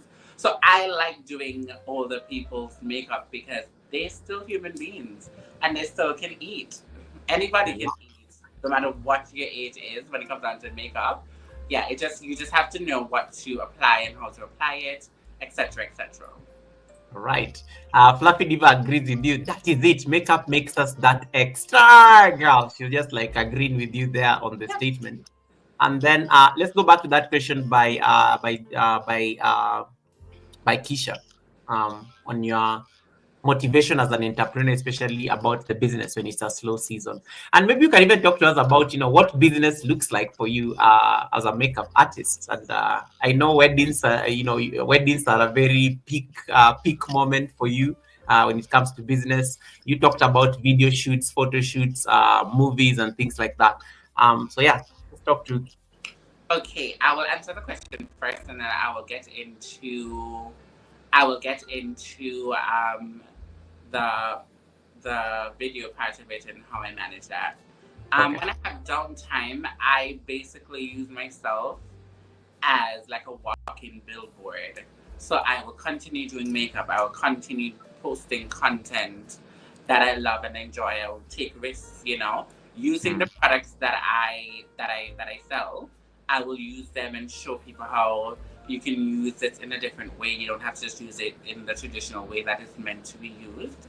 And also, I will do free gigs in order to get my name out there, I'll do a free photo shoot, I'll do a free video shoot, stuff like that to keep my name or my business name in the talks. It depends on what you're doing. Collab with somebody who has the same interest, whether you're selling a soap, whether you're selling makeup, whether you're selling t-shirts. Like, there's many ways that you can keep yourself relevant in those downtime, and it's very important to also save the money when you're in that peak season. Save the Mm. money and don't spend it off because you know that it's going to have some rainy days. And that's one of the reasons why I end up at Sephora, because sometimes, because it's such a fast paced place, you're not going to get steady booking unless you're part of like a union that basically works with movies and stuff like that, different projects and stuff like that. So if you're not a part of a union, it's a little bit more harder to get the A-list types of jobs. So as a small business owner, it's very important for you to like try to just market yourself in that way. For me, I used to go out a lot, go to clubs, go to this place, go to that place. Artists, I work with artists, they invite me because they're singing this place. I go do their makeup, but I stay backstage and talk to other people, get my name out there, stuff like that. So you just have to do a lot of groundwork and Mm. just stay motivated. Even things that are going on for your business, come out and post. Oh my God, this is so beautiful. I can't, come out and post, talk about it. Talk about it. The more you talk about it, the more people are going to say, "Oh my God, you know what? I always see this product. I never think I was want to try it, but then now I've seen it so much time. I really want to try it. So you have to like just use your brain and do the everyday things. It depends on what you're selling. It will vary, but just do everyday things, and it's just not that complicated if you really think about it. All right. I hope that Uh, answers your question. yes. Kisha, you can confirm whether you've been answered. There's some before we get into the business now. Olajo is asking, what are your favorite looks to create and or colors you like to use? My favorite colors that I like to use is like red, burgundy, browns. Yeah, I like those type of warm colors because I think it does bring out the beauty in me. But I also love bright colors too. Mm. I love special effects because I know beauty. I can do beauty in my sleep, but when it comes down to special effects, I take myself out of it and I emerge into whatever character I'm trying to portray. Yeah. And I look at it as I'm powerful because you're not watching me as a person, you're watching my artistry, you're not watching who's behind of all that makeup. So when I'm actually in special effects, I feel the most proud. I feel the most like, oh my God, you're gagging over the fact that you're gagging because you're seeing like a blood or my head is bust open or something like that. So I'm really happy when that happens. So I love everything makeup, but if I had to choose, I would say the special effects All because right. I'm just a customer of doing beauty. Olajo, I hope you've been answered. There was a very interesting question here by Ifeanyi. I'm just trying to pull it up before I go to the others. I'm trying to prioritize them in order so that people don't feel ignored. Ifeanyi asked a very interesting question. Hmm. And East African says, "I like being natural." And what is your take now on that, especially for you as an artist? Because there's also there's that conversation about people like East African who say, "I like being natural. I like being natural." So how do you handle that, especially considering this may be the business? I will say this: to each his own. What makes you happy makes you happy. Hmm. I am not here to debate whether natural girls or girls that don't wear makeup, wigs, hair, eyelashes, lip gloss is better than who wears. What makes you happy? Do what makes you happy. At the end of the day, if you don't have the extra 45 minutes in the morning to get yourself prepared and do all of that, you pick up yourself out of bed, you go shower, moisturize your skin with cocoa butter, coconut oil, and you go out the door, that's on you. And I love you because you do that. But for me and my household, I go out natural like that too, but then I like to, as I said, I'm a walking billboard for myself. Billboard, yeah. So when I go out and I'm going certain places, I have that in mind. I need to show up and show out so that if somebody happen to see me, I can get a booking and I can get some dinero. So it's, like as I said, it's to each his own. I love natural girls. My sisters, they don't wear makeup like that. To be honest with you, when I can have the opportunity to go to America and beat their face, we'll do that for photo shoots and stuff like that. But they don't walk around every day with makeup like myself. I'm the only one. So And I, you know, I'm a walking billboard. I'm a walking billboard. Guys, you're asking a lot of questions here, but I don't want also to lose that the conversation. But they're very it shows you guys okay, Mashano is pressuring me here. Do you like nature walks? This of course this, I do actually. I love nature, to be honest with you. I'm the type of girl that will put my hair up, have on a nice pair of lashes, very moisturized skin. I will go hiking, I'll go fishing, I'll do all the things of the things. I would, because I just love to challenge myself in those areas. Yeah. So okay. anything that you can do, I can do better type vibe. I have that kind of mentality. Like when it comes down to nature stuff. Okay. But I love The outdoors. next, yeah. So Mashano, I think yeah, you got your answer. The next question, of course, has been asked by a man, as expected. So this is the question. Is waxing painful and can one go to bed with the foundation and layers of makeup? That is the fact. Then I think he realized that he had not finished the question and then he continued. Can one go to bed with makeup just to avoid after the date they don't wake up with a stranger when the makeup has been what? I think this one came from you can already tell this is coming. Ifeanyi, who was that? Ifeanyi, what date was this? Tell us Ah, about it. yes, it can be done. It can be done. It can be done. It can be done. I've done it in my heydays. Just imagine you going out and you probably meet somebody or whatever the case may be.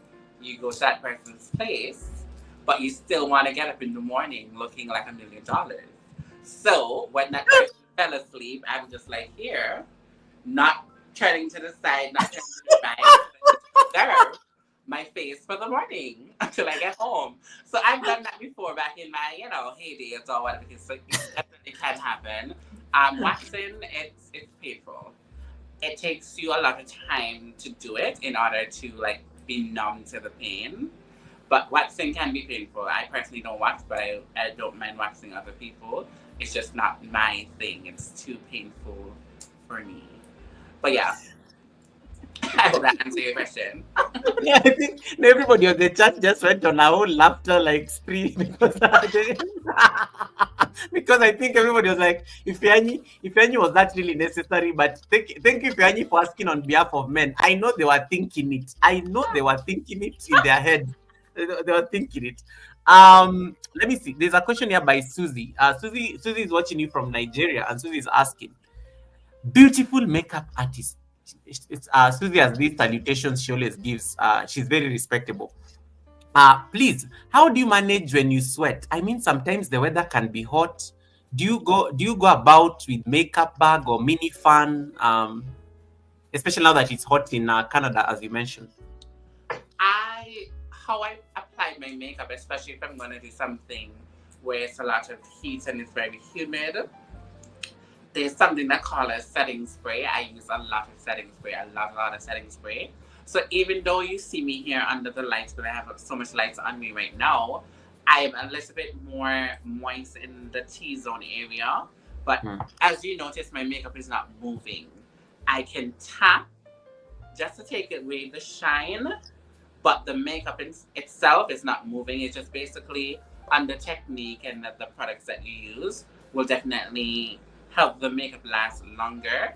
And it also depends on what you're gonna do. So for instance, if I'm gonna go and I'm gonna be like directly in the sun, I would not wear so much foundation. I'll probably just do a powder foundation.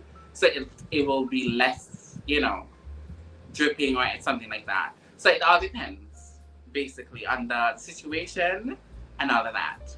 But you can definitely use setting spray and you can also use powders. Every time you use anything liquid or creams, you have to set it with a translucent powder in order to lock it in. I So, think Yeah. I love guys, I love the questions you guys are asking. I think this one of the guests has been asked a lot of questions even before. I like how you guys are doing the interview. You're making my life very easy, which is good. There are some two questions here before we move to something else, and I hope you guys are taking note of the answers. Joyful Designs has asked another question here that may be of interest for you as a business person. Are you planning on rolling out more lashes and makeup products anytime soon? Yes, I am. I will say this much. I have been very successful, praise God, with the launches that I've had. Some didn't go according to plan, but for the majority, I sold out of all of my lashes. I sold out of all of my lip gloss, my hand mirror, my Nice. lash tools. I sold out. Not only in Toronto, in Edmonton, and also in Antigua and Barbuda, where I'm from. So I'm pretty proud of that. But I just didn't manage myself or my money the best way that I should have. So I'm now just rebuilding. I'm gonna make a new website and stuff like that. So hopefully by the end of the winter season, I will definitely have more products coming out. And I'm also looking at the climate and looking how people spend money now. So for certain things, if I can cut down the cost on certain things, I'm gonna try to do my research and see how best I can work with what's happening in the world now. So I'm using the winter season to basically do my deep dive, get my new products in, test them out, and make sure that they're top tier because all of my products are top tier because I spent a lot of time researching ingredients and researching where they're coming from, how they're made, and the sustainability of everything. So it takes a lot of time to really sit down and go through emails, go through people who have dealt with the company before. It's a lot of work that goes behind it, and anything that I'm going to put out, it has to be top tier, as I'm not going to put it out. So I'm really, really thankful for the people who have supported me. I'll take this opportunity and thank them. And you guys know that when I come out with something, it's going to be top tier. Some of your goodies are going to be coming back. Just wait, wet your hands, and wait for me. But when Lash Me Beats rolls out again, 2026, you're gonna want to be a part of it. I'm gonna tell you that. Number one and number two. And for the guys, don't worry yourself. Lash Me Beat has you covered. You see, if you want your body to look oiled down, nice, plumping, I got something for you and I'm working on it. I'm telling you. Your body's gonna be silky smooth. It's gonna be warm in the winter time and it's gonna be good for the summer. So I'm coming out with oils and stuff like that. Just a little sneak peek of scented oils and body oils for your body because I'm a very big person on self-care and all of that. So I'm working on a formula right now so that guys can be able to, be a part of the wonderful thing that called Lash Me Beat. And I think I want to go into that mindset of shifting my business to a point that everybody can participate. It doesn't have to be a female. It doesn't have to be a male. Everybody can participate and buy something and have something that is worthwhile having from Lash Me Beat. So that's the direction I'm going in. I hope I answered the question. Okay. I'm just reading some questions here and I'm shaking my head. I'm like, why are you people like this? Why are you people? Why did you have to wait almost 2 hours into the Sunday service and then when you start asking me these kind of questions? And then I like how they are making me ask so that they don't take responsibility. Now we have an interesting question here. Again, you never have control over the tribe. Mashani is asking, wow, very hot. If I take you for a nature walk as a friend, will you be comfortable? Uh, okay. Uh, Anabu, Mashano, I thought Be Okay said that he has been trying to put you and Anna together. Why did you have to wait for the Sunday service to ask this question? You could have just written the beautiful lady a message or an email. You had to wait. If the circumstances present itself and all of the energy aligned, I will definitely go on a nature walk with you. Oh, okay, Mashano. Never mind. It's been answered. You better make that. You better make that energy align. And okay, very interesting question here that I think is very important based on what you talked about growing up. What encouraging word will you give a parent who has just been told that their child is dyslexic? I've been gone through the same. I will say, I think parents in general need to take more time to observe their children when they're going through that learning stage. Because one of the things that my family didn't do is see the signs and pick up on the signs. And it does not mean that your child is, you know, slow or retarded or anything of that sort. It's just that they need a little bit more extra care, or they're Mm, seeing stuff a little bit more differently, or they pronounce stuff a little bit more differently, and it takes a while for them to actually tap into it. You understand where I'm coming from? So that's what I will say. The perfect advice, you know, spend more time with your kids, get to know them more, and let mm, them be comfortable in order to have certain conversations with you, and that will definitely help. You know, and now that we have the internet, we have YouTube, stuff like that. There's many different ways that you can, you know, research and help your children in those type of situations. And the earlier you catch it, it's going to be better for the child, because in certain places there are things that are set up for people who have those type of disabilities basically, and can help them tools and stuff like that, because everybody's not the same and it comes in different wavelengths, so that person has to get professionally tested to really figure out what is the problem and how they can fix it, if that makes sense. I hope and trust that I answered that question to the best of my ability. Joyful Designs. Yes, I think she's satisfied. Thank you so much. I see Michael. Michael, nice to see you. Red Room, Simone. Big up yourself. Thank you so much for coming in. Very important and very, very, very nice questions coming through on the chat. I'm really impressed. I'm really impressed. Which is good. And the next question is going to help us at least talk about your favorite thing, because you always slide this word SFX, SFX, SFX, SFX. You always slide it any moment you get. And Kyra is asking, what's easier or harder, making someone look flawlessly pretty or making them look realistically ugly or scary with special effects? Mm, Hmm, that's a tricky question. It all depends on what the person wants. I'm a very big person when it comes on to delivering what my clients want and the expectation that the client has, and working together with that client to bring their dreams alive. So it's not necessarily what I want them to look like, it's what they want themselves to look like. And I'm just a tool that's going to put everything together and make it happen.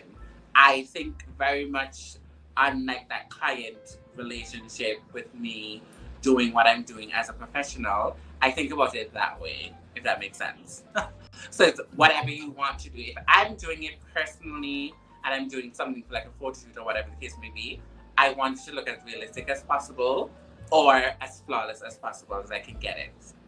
So all I right. hope that answers your question.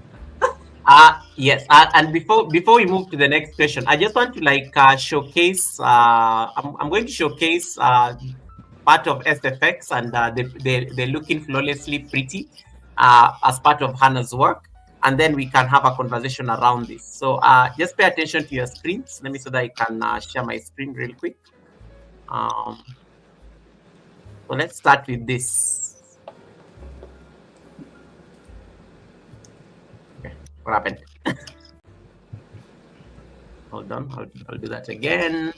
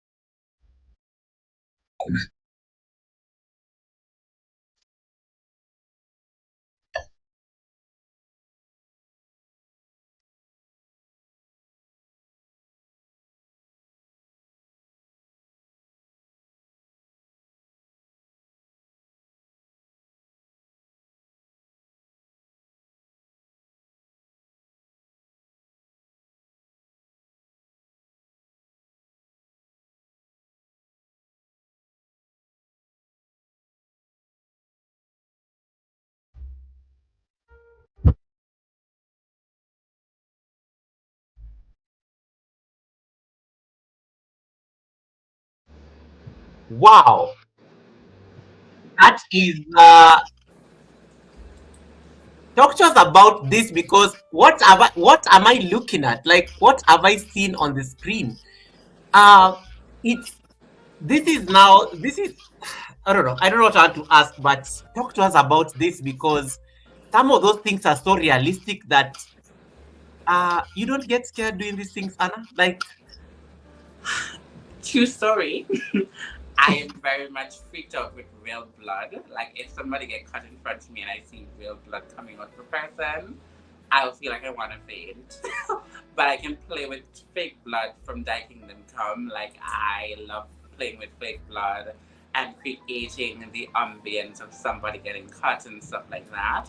Um, I don't know, like it goes back into like seeing movies and wondering how they create these zombies or this injury or stuff like that. I'm always like in awe when I see it.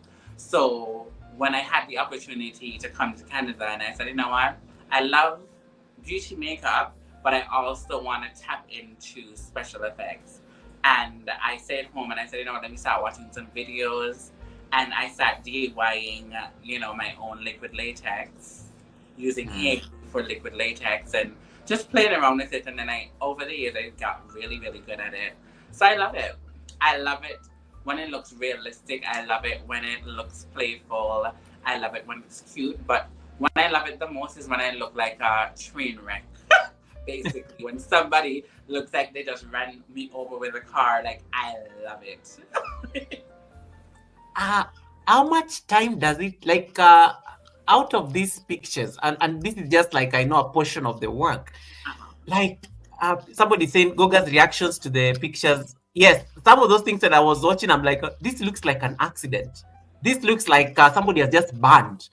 Like, how much work, for example, like the guy who looks like he has he's burnt and his skin is charred and it's dark and everything.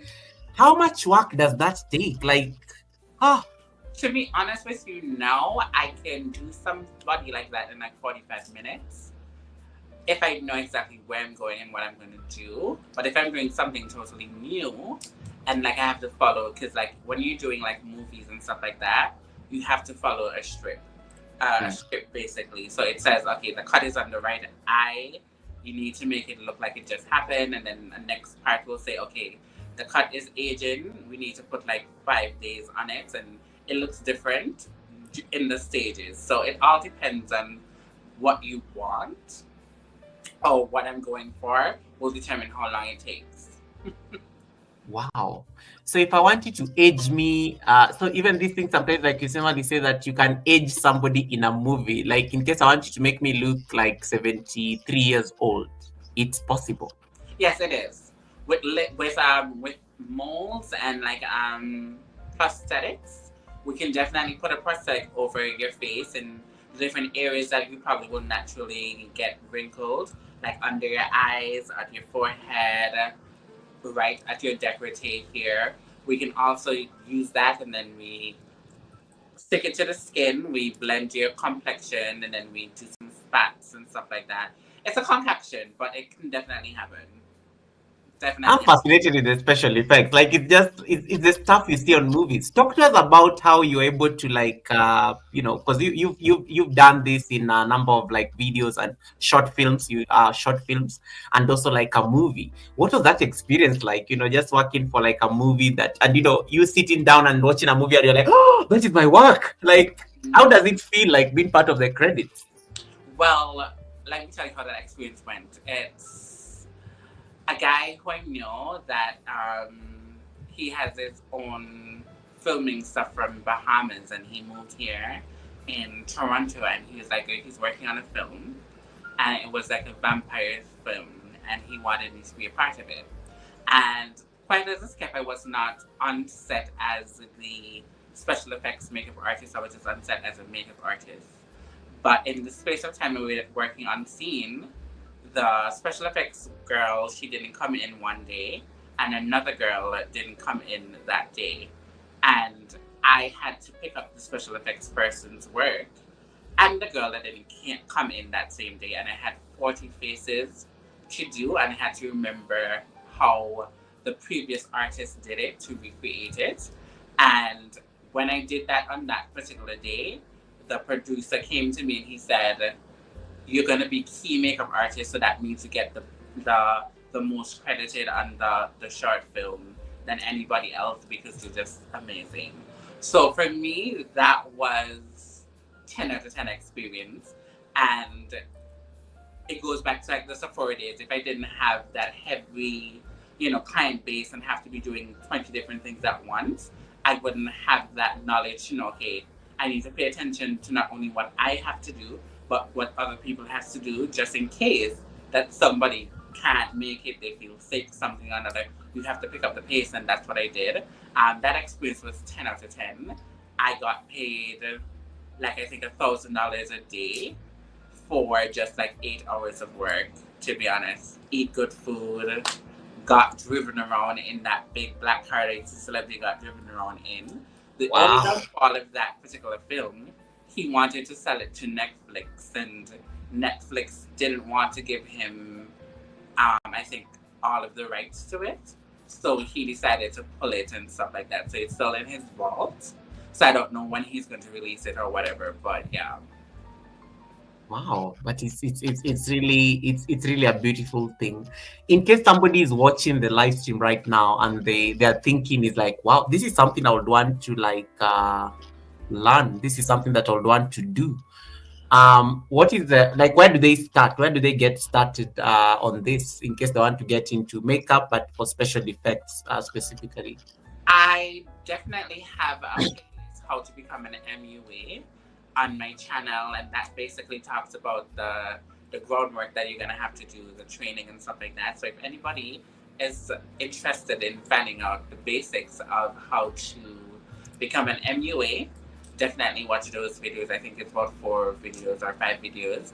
I've had their full with knowledge and a lot of good stuff.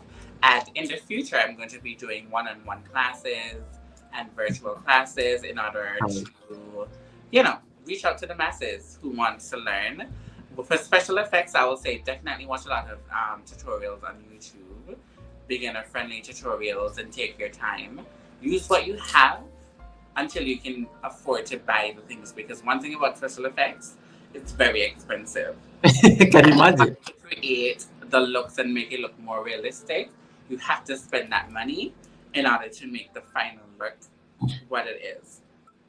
So bear that in mind, but definitely you have tricks and tips that you can use as you elevate your way up.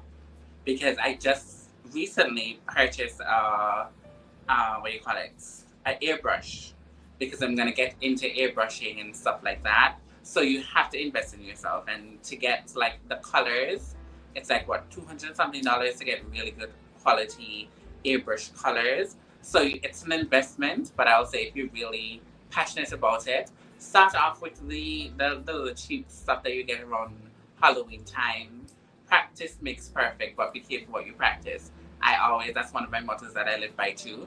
Practice, practice, practice. Practice on yourself, practice on your cousin, practice on your auntie, practice on your mother, practice on your father. Use a leg, use an arm. Practice. Practice makes perfect.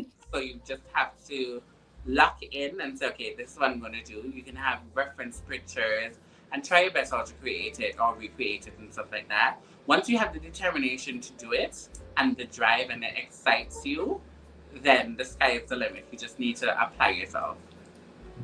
Nice.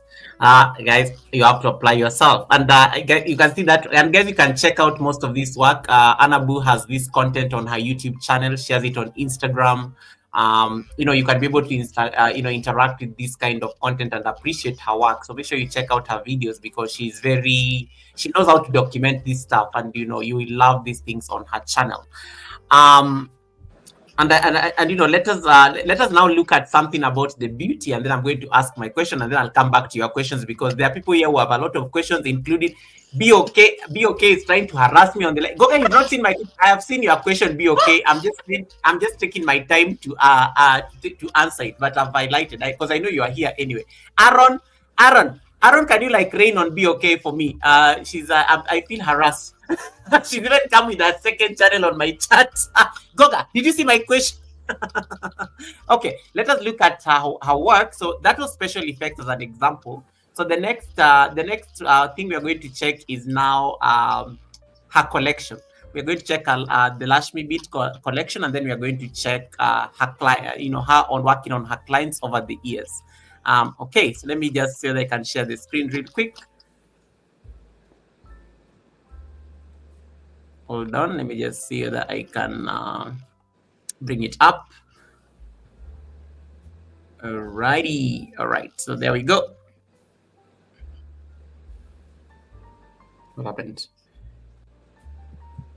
Sorry, I have to play this directly.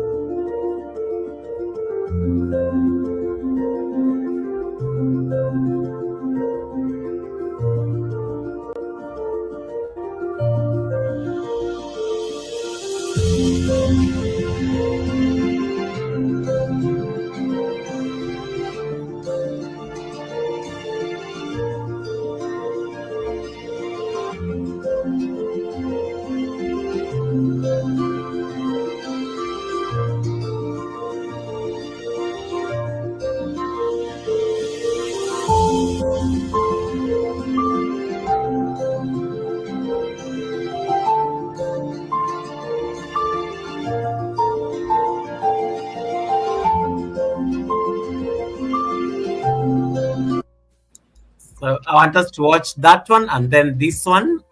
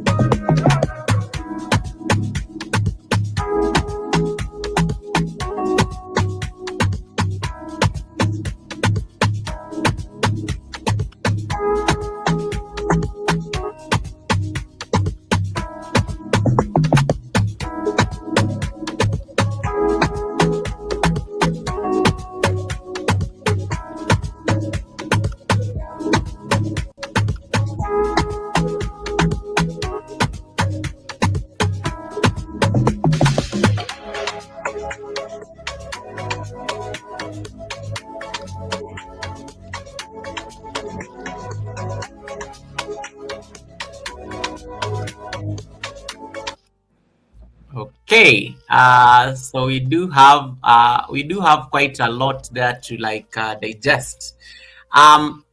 First of all, there's a collection, and a number of people are asking about your lashes collection. So let me just say that I can bring. There's a very beautiful question that was asked here, and BOK's question has a lot to do with your collection. BOK is asking, Anna, which one of your lashes will work best for Goga?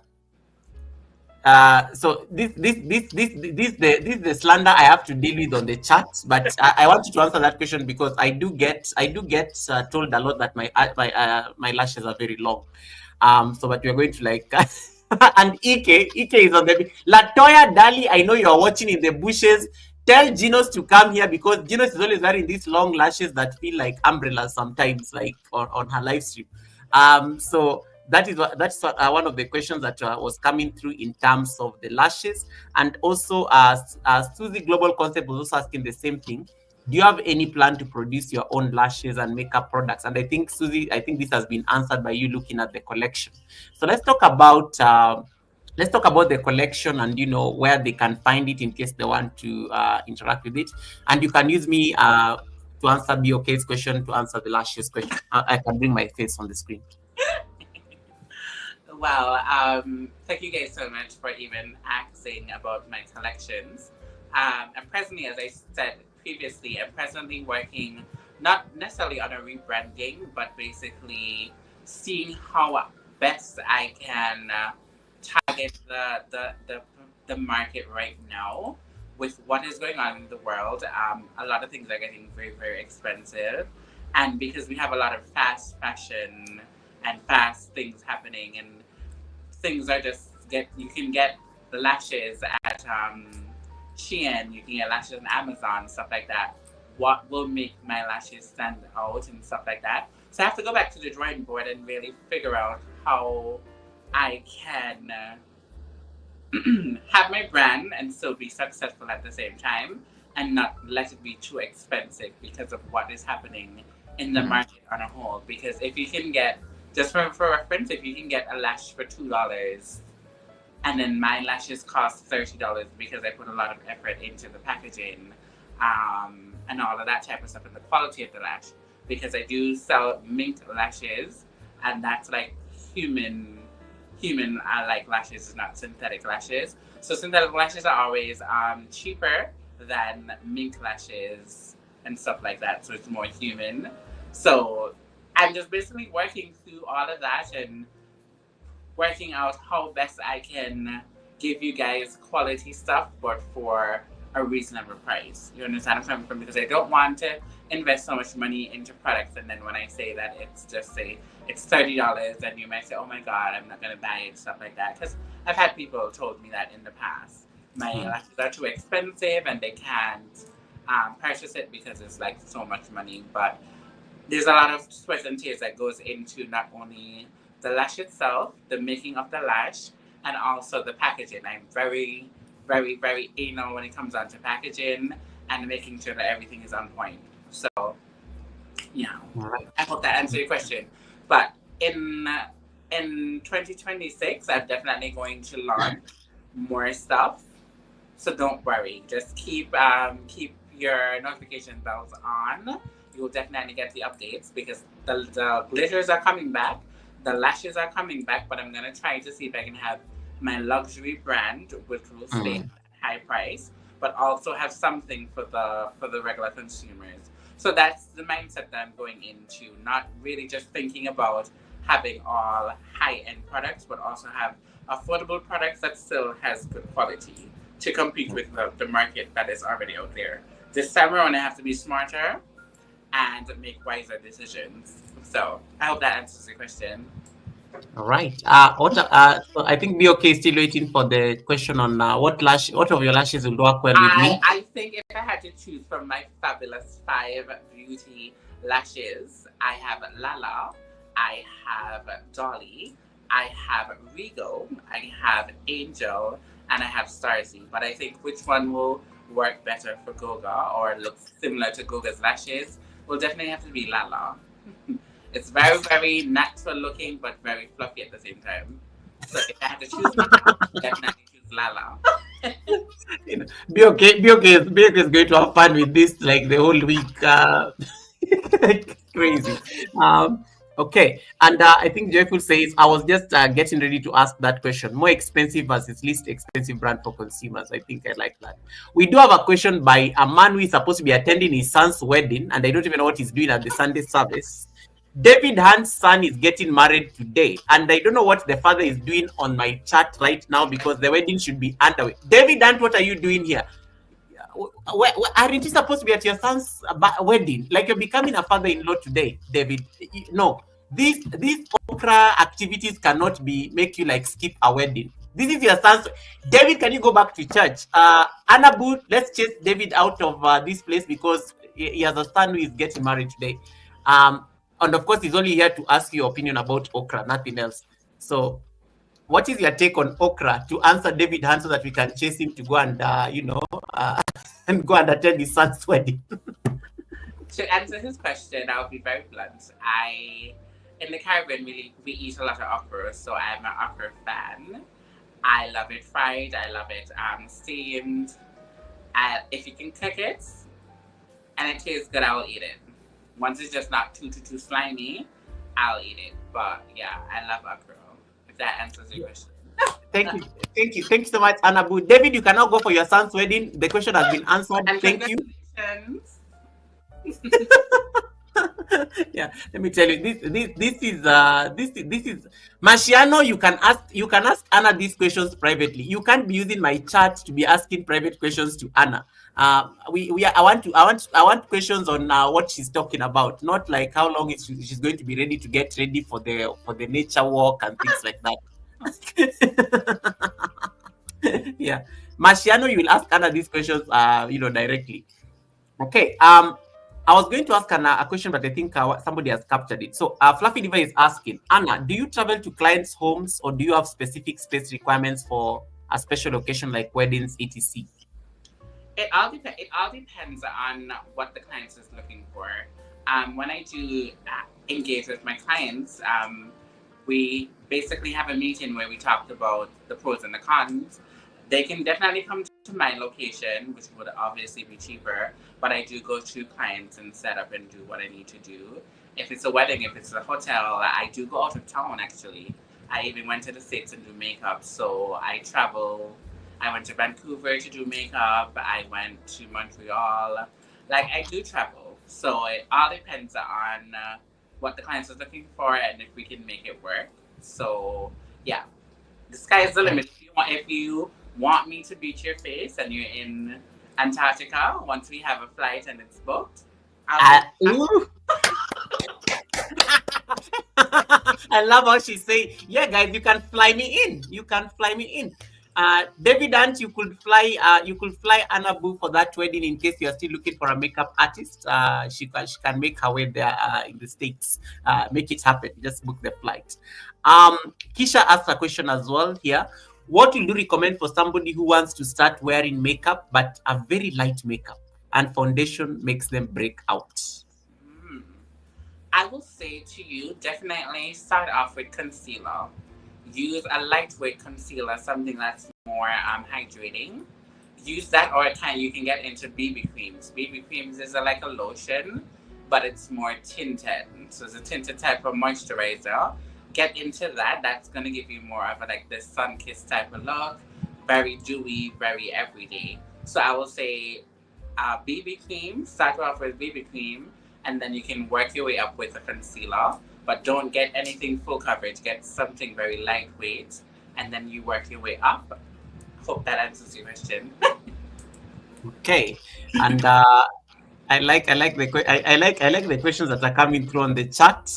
David has said he's going back to the wedding party. Good, thank you. All right. There's a question by Ricardo, and Ricardo and Susie asked almost the same thing about this is really futuristic. Ricardo is asking, where do you see yourself and your business 10 years from now? And do you think you'd step out of Canada to showcase your work?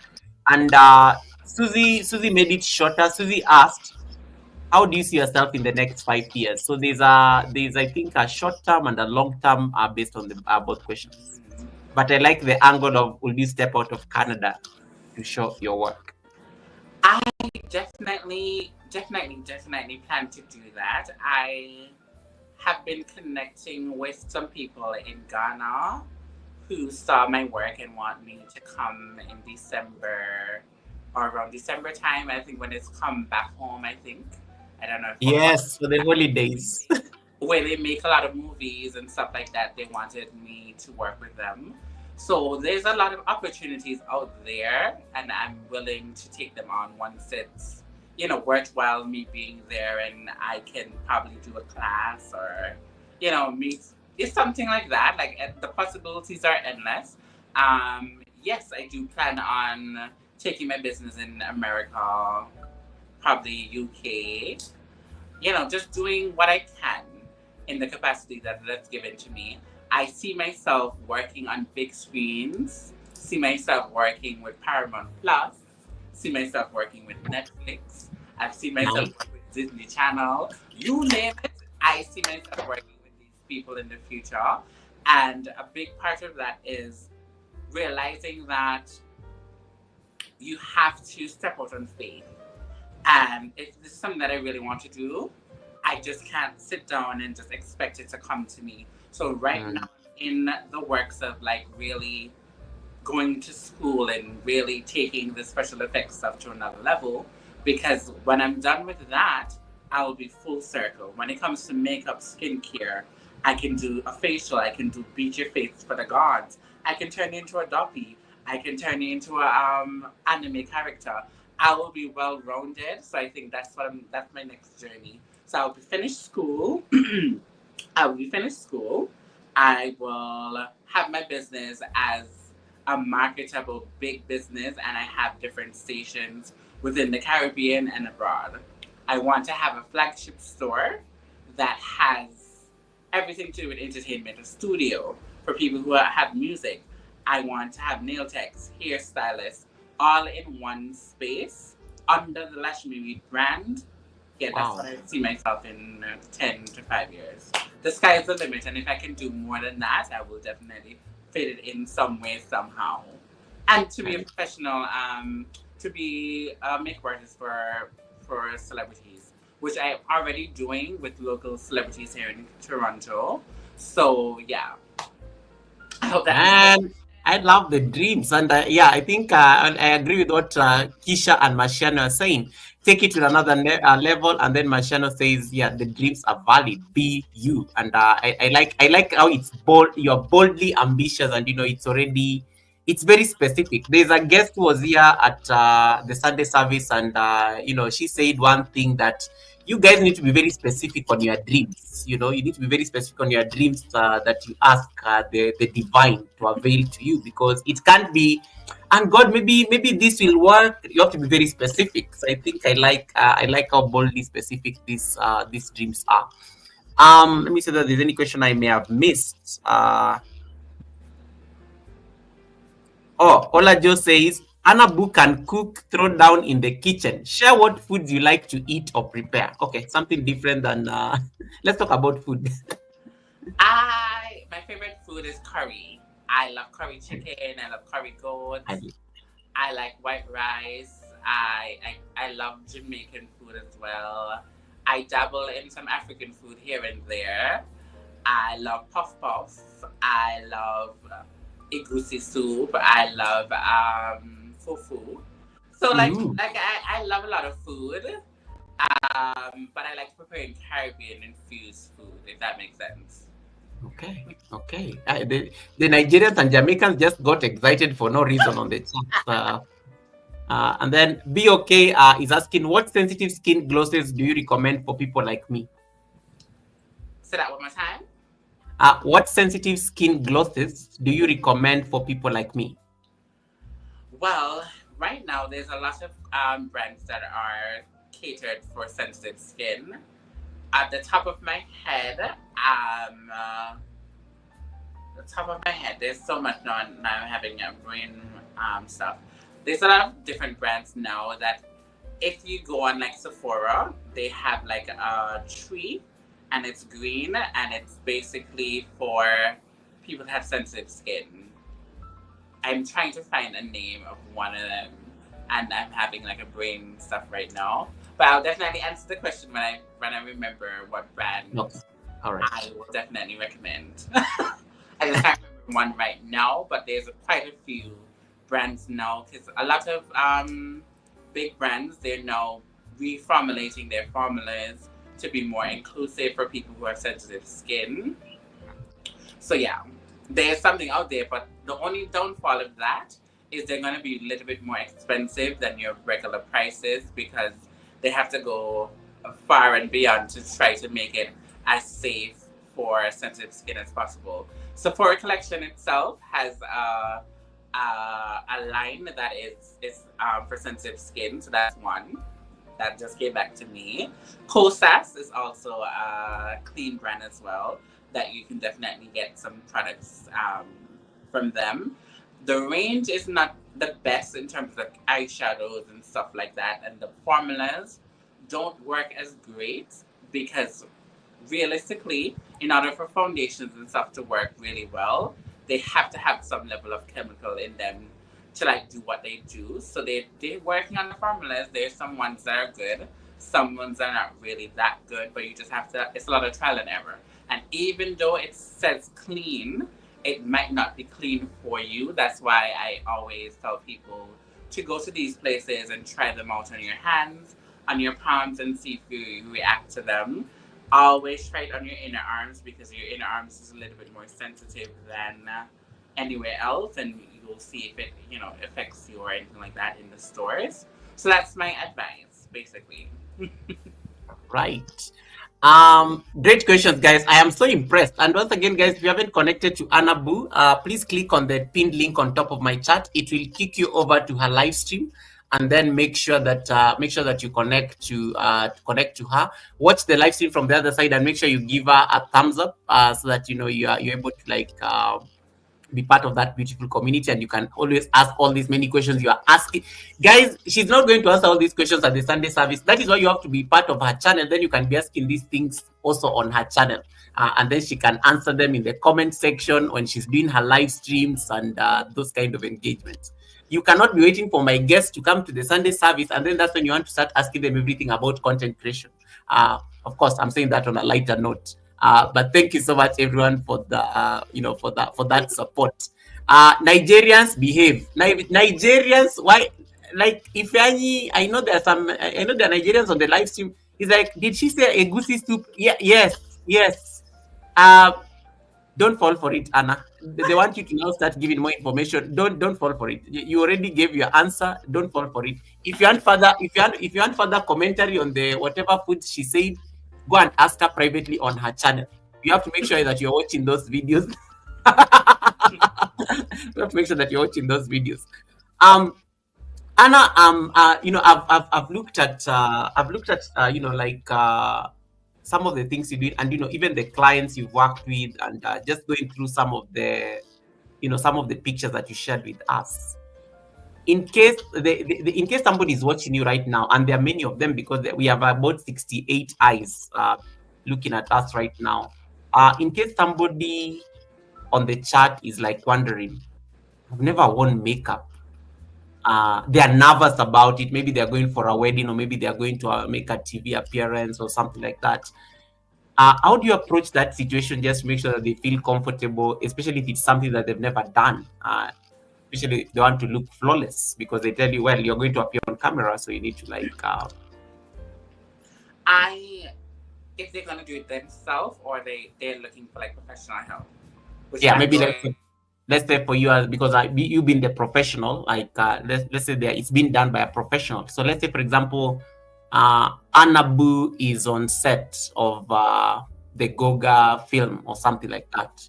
Goga has never applied makeup, but Anna Boo has been hired by the production team as part of that set. So in case I'm in that situation, I've never done this before and I'm nervous, how do you approach that situation?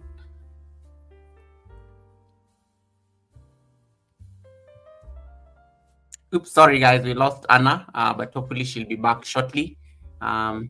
Hey, why is this phone behaving like after I've already we've been moving very well. So guys, as I wait for Anna to come back, let's solve the technical issues.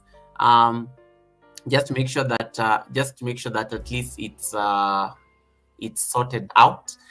In case you have not connected to Anna, please do that. Goga, I asked a question earlier. Fluffy Diva, the question has been answered. You asked about whether she goes to homes and stuff. She just answered that question, Fluffy. I hope you maybe you missed it when you had taken a walk or something. But she has answered the question. And then I see. Let me see if there's anything else. Marciano, Anna, are we good? I can hear you. I think I have your sound, but we are missing your video again. Mm-hmm. I think somebody just called me, so it kind of kicked me out, so I have to come back in. All right, no worries. At least now we know the drill. Somebody called. So every time somebody calls me, it kind of like mess up the stream. So guys, if you're watching Anna, she's kind of on TV, and I know you're subscribed to her channel. Anna Boo is on TV. Please don't call her until she finishes the Sunday service. She's on TV. In case you want to ask her anything, come to her channel. Drop it on the chat. She'll be able to see it and will be able to ask on your behalf. I know she's booked, blessed, and busy, but yeah, guys, she's on TV right now. She's on the Sunday service. Thank you. I have to say, guys, I had to say it. So her battery is good. Her battery is good. It's just that somebody called, and you guys, what do you normally do when you're on live streams and people call you? like it's always something I've always been very curious about. Like, what do you guys do on live streams when people call you, especially those of you who use your phones for live streams? Because I know some of us here use our laptop, so when the phone is ringing, I'll be able to tell that the phone is ringing. But what do you guys normally do when somebody calls you in the middle of a live stream? But yes, she's kind of on TV right now, so please, clients, everyone, please allow us to. Let's see. At least we have your sound, Anna. Okay, good. Perfect. Flawless. As always. Ooh, what happened? Oh, Anna, I was telling your clients to like you're kind of on TV, so they need to give you like a moment until you leave the set. Okay. You need to Can you hear me? Yes, I can hear you. I can hear you.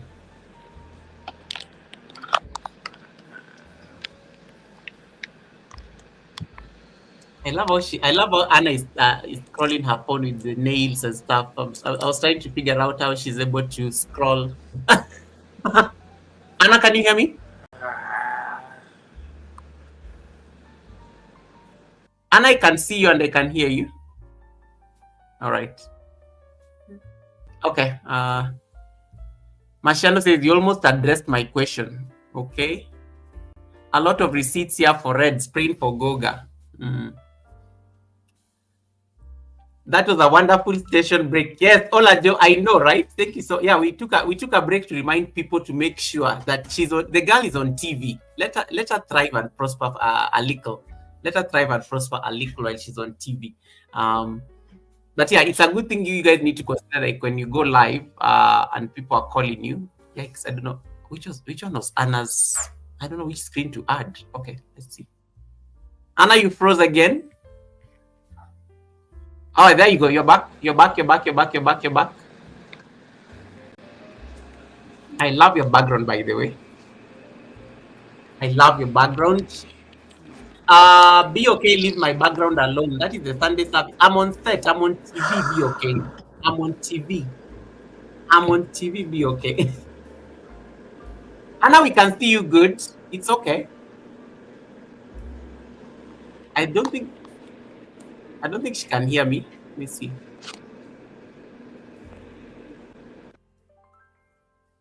All right, let's see.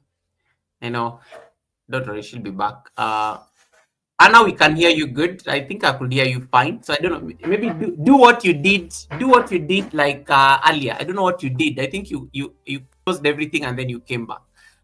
So guys, as I wait for Anna to come back once again, if in case you don't have Anna Bulashmi Beats, who is our Sunday service guest, this is her channel. You can go appreciate some of her works. It's a very beautiful channel just to look at, and even the pictures. And that is going to be the next part of our conversation, just for us to talk about the pictures and the artistry that goes into creating these thumbnails, these banners, and whatnot. Okay, let me say that she's back now. Anna, which one is your yes? This. Let's try that again. Anna, can you hear me? We can hear your sound. We can hear the fan. We can hear everything. I can hear you. Can you hear me? Yay! Okay, I'm happy. So long as we can communicate, it's okay.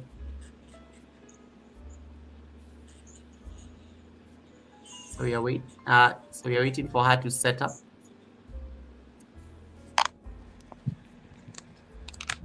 Ola Jo says, I started putting my phone on silent and do not disturb if I stream from my phone. The calls will interrupt the live stream. Absolutely. It's important.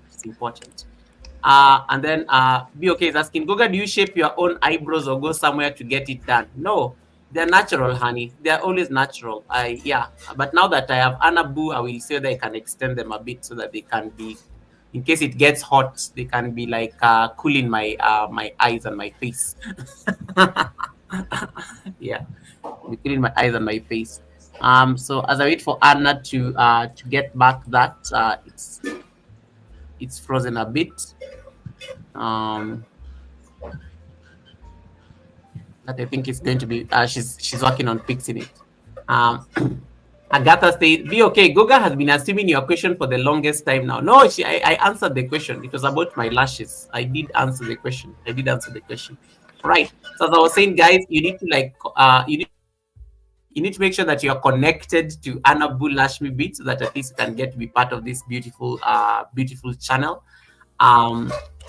We're having a bit of a technical hiccup, but she's going to come back. But I think we've done very well. She's answered quite a lot of questions, so we've done very well generally.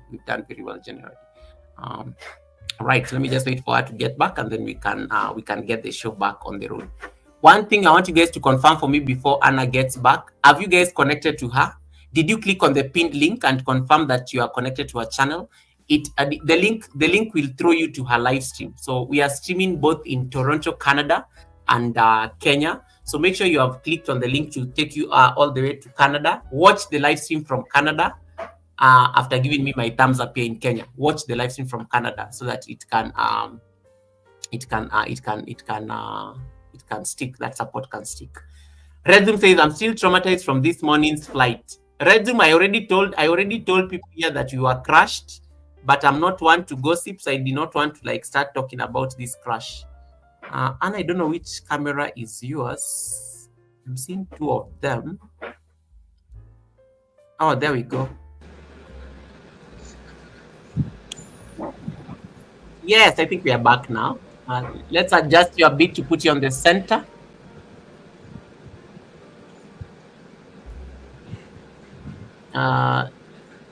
If I can get it. Yes, there we go. Can you hear me? Yes, we can hear you. I think something. I want you to just do a quick. Can you hear me? I think. Yes, I can hear you. Okay. I want you to do something real quick on the camera. I think the camera is a bit. We may need to just wipe the camera a bit.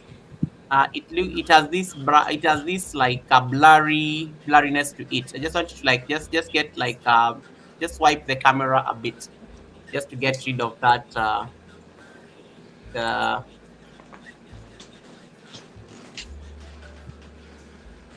And guys, don't call Anna. Don't call Anna. She's on TV right now. She's on TV. So wait until she finishes the show. Right. Perfect. And then I see Professor Green. Welcome, Prof. Nice to see you, Prof. Thank you so much. It's a bit blurry. I don't know, but I can't hear you from the main phone that I'm using. Did you increase the volume?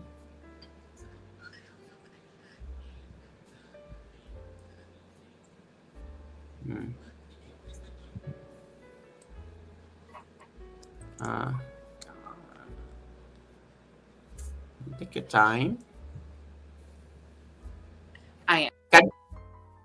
Oh, no worries. Oops.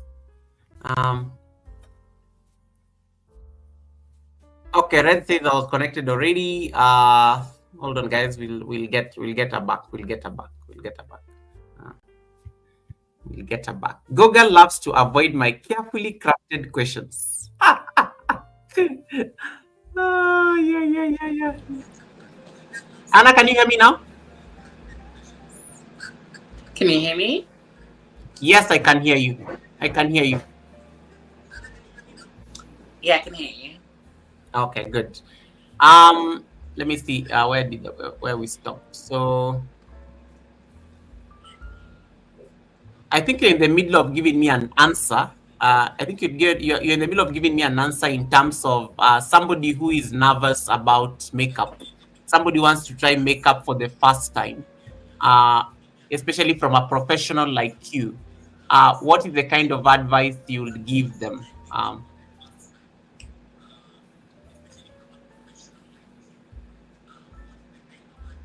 There's a bit of delay. I will definitely tell them to do like more of a normal glam, or basically something that's very simple, something that's not going to be too much. Not gonna be too much of high contours, not probably a bright lip. It's gonna be something that's more subdued and work themselves into something else. Because you can do makeup and let it looks very natural without adding false lashes, without doing all the bills and whistles. So I would say start off with something very small, something very skin focused and not necessarily the eyes. So focus on the skin, getting back to that youthful look, probably doing a little bit of Oh no. Oh no. Sorry, Anna. We lost you again.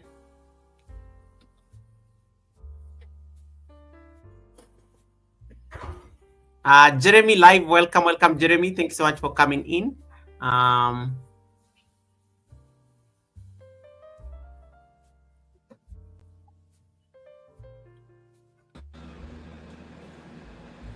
Yes, sorry about it. You're talking about, I think you're in the middle of your answer.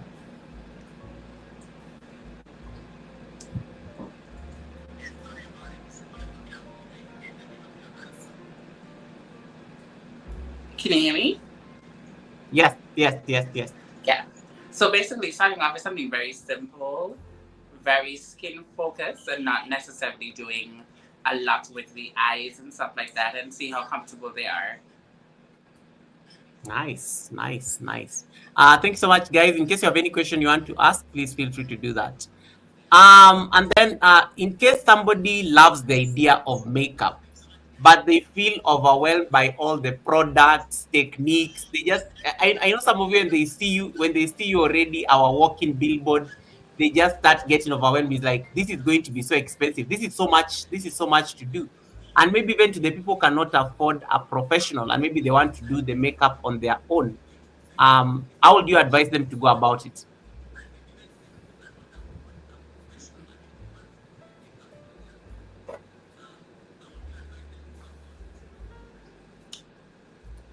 There's a lot of ways that you can access makeup now. One of my favorite stores right now to get makeup products from is from Dollar Tree. You, you can definitely get Dollar Tree makeup and make it into something that looks like you spend $1,000,000. You can go, we have in Canada called Dollar Tree. That's like similar to Dollar Tree that you guys have. We call it Dollarama, sorry. Yeah. And you can go and get affordable makeup there. You can get a little bit of foundation. You can get a little bit of lips and stuff like that. You can go to the beauty supply store. You have your LA Girl Pro Concealers. You have drugstore makeup that is not that expensive that you can definitely use and experiment. And then when you get comfortable with using those products, you can always elevate and get more higher brands and stuff like that. So I would say start small, start very affordable, and if you find something that works for you, continue using it. Because I have a lot of high-end products, but I also have a lot of drugstore products that works pretty fine. Because when I first started out, I was using drugstore products. I just have a very expensive palette right now, but I'm humbled and I'm not afraid to go into those type of stores and get what I need and make it work. So, yeah. I love how she's saying she has an expensive palette right now. But she's not afraid to go and get what she needs. You have a question here by Marciano, which I think is a very valid question. How long does it take for you to do your makeup? And I don't know if Marciano is asking this. Maybe it's because of the nature walk that is about to happen. But yeah, on average, for like how long does it take for you to do your own makeup?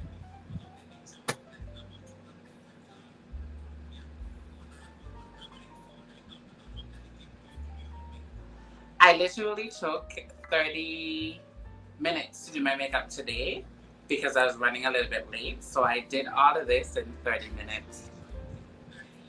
Wow. Okay. So Marciano, 30 minutes. So just make sure the date is like make sure you give her enough time. You give her enough time for the nature walk. For the nature walk. Thank you for asking that. All right. Don't worry, Anabu. I'm still I'm now just getting into some segments. Depends on what you're looking for will determine how much time it takes. Okay. Photography is also something that is very clear. I'm just looking at your channel right now. I'm looking at some of the pictures you have going on the channel. The thumbnails are stunning. Like photography, it means that there's something that goes on there in terms of how you take your pictures, and how these pictures, they are very high quality. They are real pictures. They are very realistic in nature. If you're to talk about photography, how much effort do you, because you're not just a makeup artist, but you're also you're also into photography. Talk to us about your basic tips when it comes to photography, especially for somebody who is a beginner and they are trying to figure out photography in their own little way. Where do they start? Where do they start? What are the things you look at when you're making your thumbnails? What are the things you look at when you're taking pictures of your work, for them to stand out even to clients? And what are some of the tips you can give content creators here who are struggling to make their pictures stand out?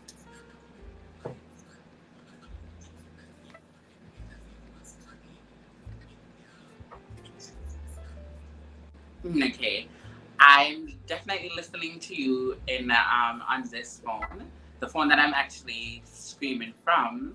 I don't know what happened. I'm not hearing the sound from it. So if I'm a little bit delayed, so sorry for the inconvenience, but we're just gonna No, make it work. no worries. Um, for me, I think photography and makeup go hand in hand. And when I wanted to develop as an artist, I really had to tap into how can I bring the vision that I'm envisioning to life, not only with the makeup but also with the photograph. So for the trick that I think a lot of people can use, I still use PhotoGrid. That's one of my biggest apps that I use in order to work on my pictures and stuff like that. A lot of times, the lighting that I use in order to create is not the best lighting for the vision I'm going for. Sometimes I need the back to be blended out. I need my face to like pop up. So I have to work around what I'm doing and how I'm doing it. So I think it goes hand in hand. I took a lot of years in order to learn how to edit and stuff like that, but it's something that I enjoy doing, and I enjoy seeing it coming through in the pictures. So I take a lot of pride in how I present when my work is done. Because sometimes, to be honest with you, I spend an hour on a look, and when it comes to the photo part of it, it takes longer to get the perfect shots, to get the vibe that I'm going for. I have to like become a model for myself in order to bring out the kind of look or the emotions that I'm trying to portray. And I think pictures are like an emotion. You want to feel something. And when you look at my picture, I want you to feel something. Even if I'm doing something that's beauty, I'm going to give you seductive eyes. I'm going to give you pumped lips so that you can tune into something and locked in that way. And I think that's how photography is for me. I want you to be drawn in. I want you to be consumed with all that's going on within a picture or a video. Oh, wow. So I hope Uh, that answers that question. Are there any, when in case somebody is using their phone, for example, because for me, I love your thumbnails particularly, especially the thumbnails you use. What editing tools do you use for these pictures? What are some of the softwares that you normally use for your editing process, just to get an idea of how you go about your editing? And also, do you shoot using your phone, or you have a dedicated camera? Okay.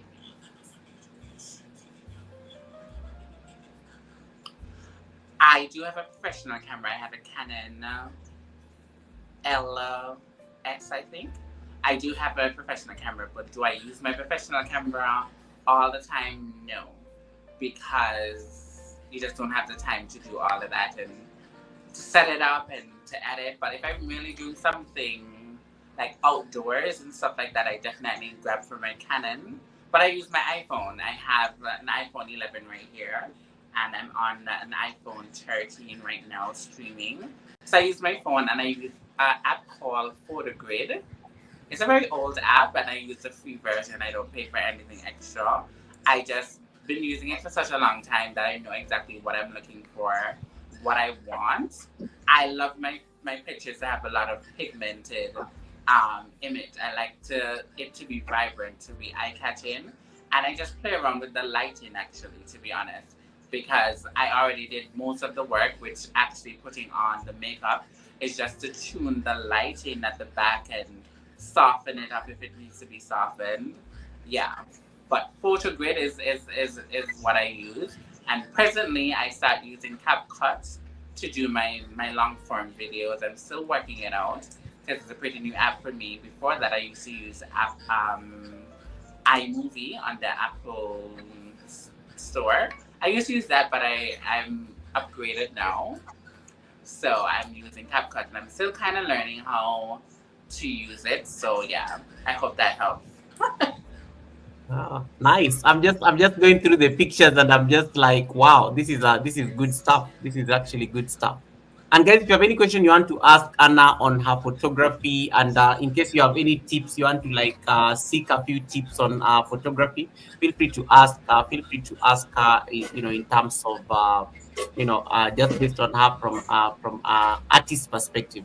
Kyra is saying the thumbnails are thumbnailing. The thumbnails are thumbnailing. The thumbnails are thumbnailing. And then Marciano says, I took a picture. People thought it was AI. People thought it was AI. And then Kisha the stylist says, modeling for yourself is the hardest part. Modeling for yourself is the hardest part. And I think that is very interesting. Um, Anabu, let us talk about your YouTube journey. What is it that made you like want to start sharing your content on a platform such as YouTube? Because you're a professional makeup artist, you could actually just be making money and from your clients because it pays the bills. The business is just fine, and it works very well. You could be selling your collection of lashes, your brushes, your all these nice trinkets at the Lash Me Beat collection. But what made you like start actually sharing your artistry on a platform such as YouTube? And why was it important strategically for you to actually get onto this platform to start sharing the content?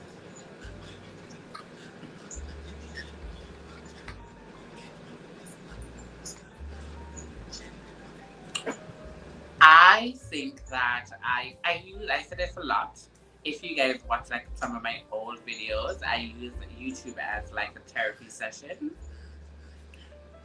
And it was the only place that I never really promote on my other social media platforms, like on my Facebook. I have like over 6,000 people. My TikTok, I have like over 2,000 something. My Instagram has 2,000 something. Like, it's the only place that I come and I think I can be my authentic self without being judged based on what I post and how I post it and stuff like that. I never talk on my other platforms. I will promote something, but you'll never hear me actually have a conversation. So YouTube is where I came, and I have diaries where I'm just sitting down talking about life. I do makeup and stuff like that. So it was more of like a therapeutic stuff for me and something that I can look back on when I have kids and stuff like that in the future. I can go back and say, okay, that's where I was. That's what I was doing and stuff like that. So I think that's where it stemmed from. And then eventually, as I matured into a business owner, stuff like that, I wanted to capture these moments and share them with people because I was influenced by other people watching their channels and stuff like that. And if they can do it, I can do it too. And yeah, that's just where the passion came from. Right. Do you find how do you find video editing as opposed to picture editing? Because I know for you, photos are part of your portfolio as an artist. Um, how do you find video editing generally, as speaking as an artist, as opposed to like editing your pictures?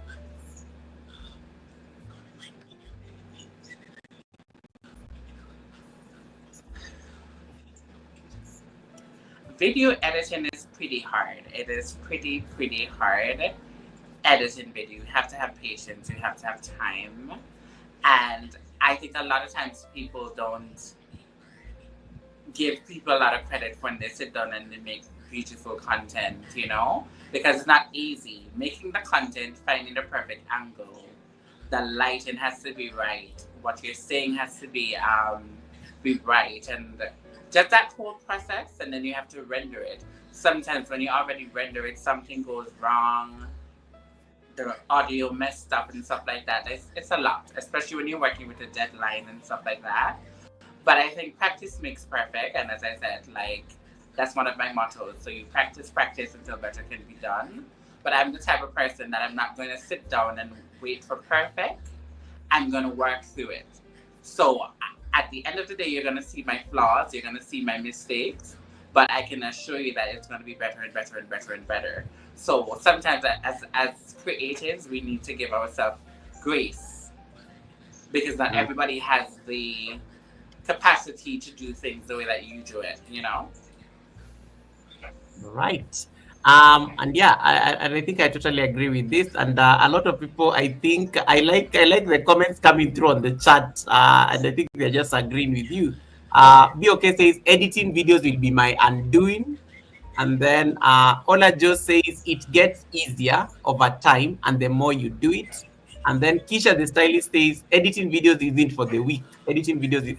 I love shooting, and but then now when you tell me to do the editing, I'm like, it would really be nice. This is the point where I start manifesting assistants and the whole production team. So so that they can just show up on set and then they do the bulk of the work. Um, editing softwares that you use, Anabu. Editing softwares that you use other than CapCut, because you talked to us about CapCut I and wish I had a iMovie. production team, to be honest. Yeah, it's coming. It's coming. It's coming. I used to use like I have a very very successful photographer.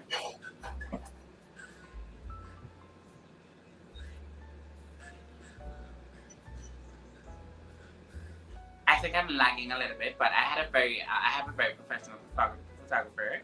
He's called Ink. He's from Barbados, and he came for like 3 4 months, and he set me up for success. We bought a new laptop. He put a lot of Lightroom softwares and stuff like that. So my initial first couple of videos, I was really using my laptop and my Canon camera. And at some point, I want to get back to using my Canon camera because I think the quality is going to be better. It's just that I'm going to have to get more softwares to help me with the editing part of it because I love how that setup used to be. Like it used to be crystal clear. I really want to get back into using a Canon camera or a camera to make content, if that makes sense. So hopefully all goes well. I will elevate and get back to the quality that I used to have before. It's just that it takes a lot of work to film, take it out of the camera into the laptop, run your software through it, and then render it. And sometimes it takes a lot of time to render. So the rendering part is just my thing. And then now you have to have very super fast internet in order to power some of these stuff that the apps that you have. So it's a lot that goes into the technical part of being a creator, but I'm just doing the best that I can until better can be done. And I'm just being transparent and honest with you guys. Like I'm just doing what I can. No, it's important. It's important because that also like brings in the angle that you have to be realistic as a creator. That these are the challenges that go on behind the scenes. Behind the scenes. One last thing I would want to ask you in terms of just photography and YouTube content. As a tip. Do you have any favorite lighting hacks or backgrounds that work well for you, especially those people who are trying to do beauty and lifestyle kind of content? Um,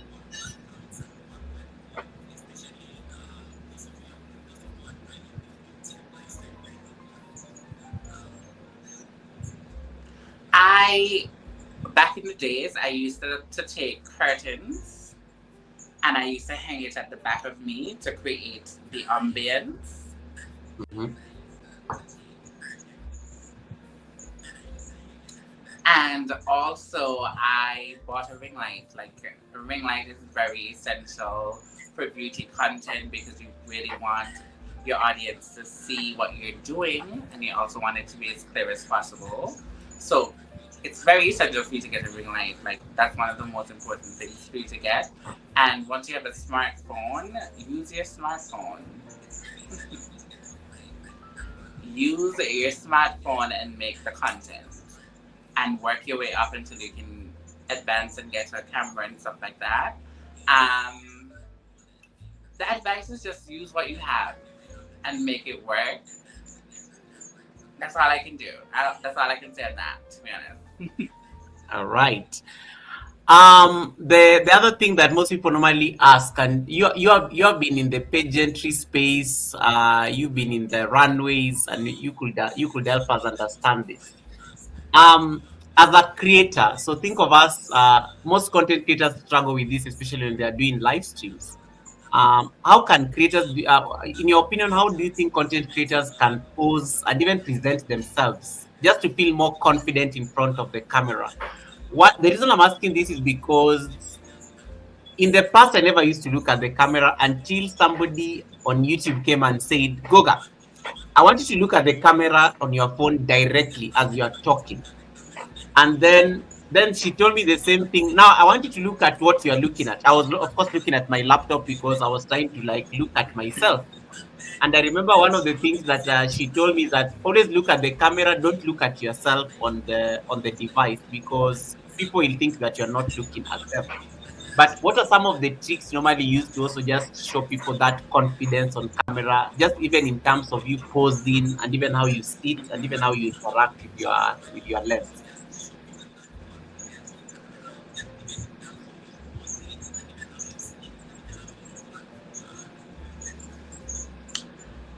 In my mind, how I process that, I think of it like I am in an interview and I'm talking to a manager or I'm talking to a CEO of a business, and that's how I kind of do it. If I'm in this particular session and I'm just talking, I'm going to present myself very well. I'm going to make sure my posture is right. I'm going to look directly into the camera as much as I can so that you can feel how I'm talking and you can get the vibe from me. So those are the tricks that you've learned. I've learned in pageantry basically how you present yourself. So you're going to talk like if you're talking to a manager. You really want this job? How bad do you want the job? It's based on how you're going to answer these questions. So that's what I think about. I will be honest and say I do streaming, live streaming. I'm still not confident enough in my live streaming when I'm doing makeup because I'm very anal with how my makeup looks and the process that I go through in order to make sure that the look comes out how I want it to come out, and also engaging with the people as well. So I have to learn, I'm learning that now, to how to do makeup on live and still engaging with my audience at the same time. So I'm still working through the kinks of that. But yeah. Nice. And I like we have the visuals back perfectly. I was trying to like wait for it to come back. Um, and guys, if you have any question you want to ask Anna on the chat, please feel free to ask it on the chat so that I can be able to put it before her. And don't worry, guys, we are getting towards the tail end. So I know that like, Goga, please ask my question. Please ask my question. Don't worry, we're almost getting there. We're almost getting there. Um, Business and branding. And branding is one thing that you're very intentional about, and it is in your logos. Beat of the gods, Lashmi beat of the gods. The tagline alone is already like a catchphrase. Why is branding very important for you, and why do you think, as a creator or even as an artist, it's important for you to like pay attention to things like this?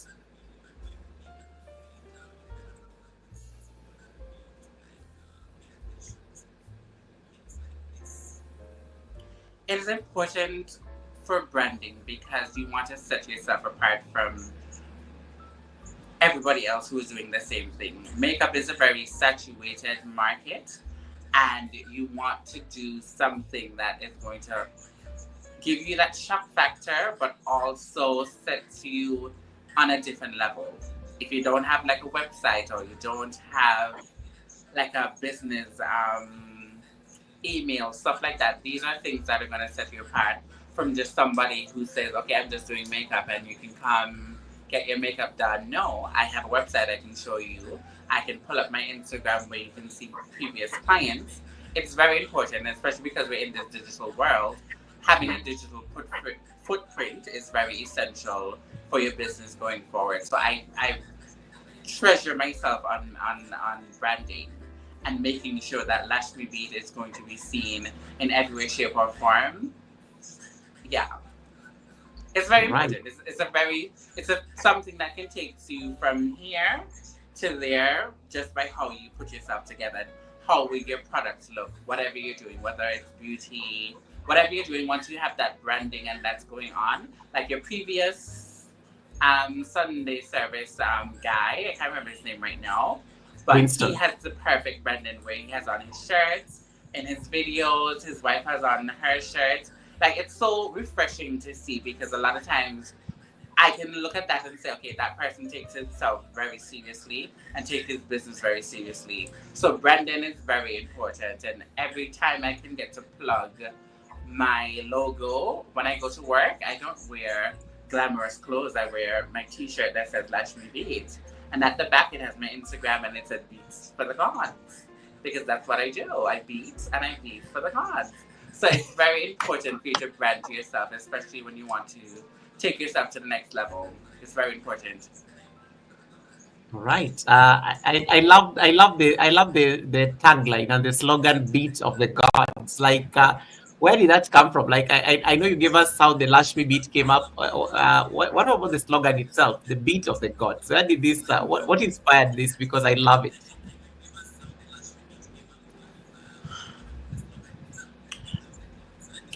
Be- because when I have a client and when the client experience, I've had some like some clips on my Instagram where I finished completed my makeup and I turned the mirror to the client and I gave them like that, and the surprise that they feel and the warmth that they feel, and they so in shock. It says to me, okay, I beat your face down.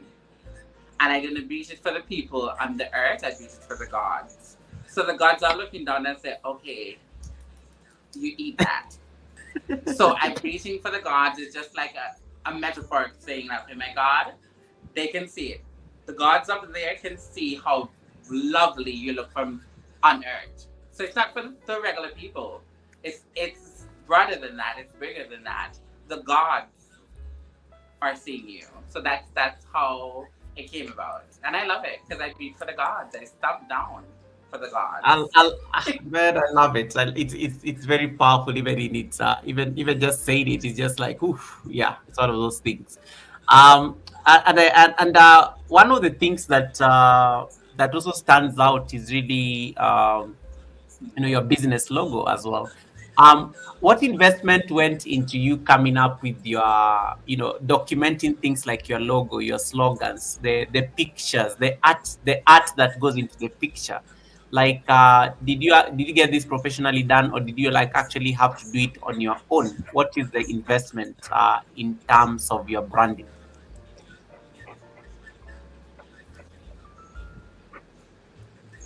Money.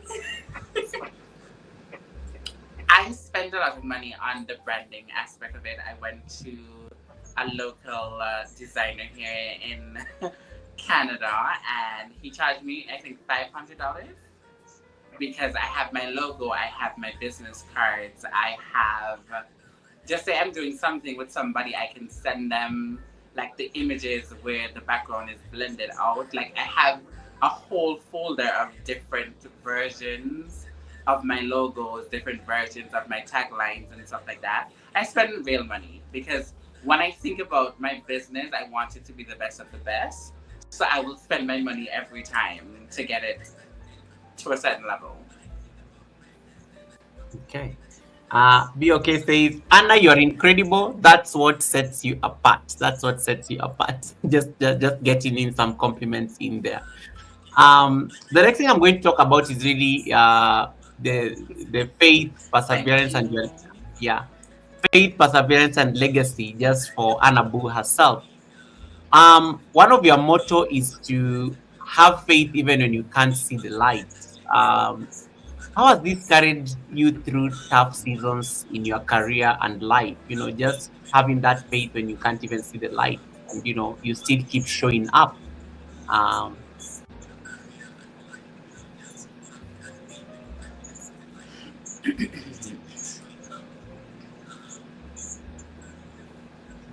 I think for me, I've had so much bad days, so much bad times that the person that my mother is and how she raised us, I always look back on that because no matter what happened, my mother made sure that we have something to eat.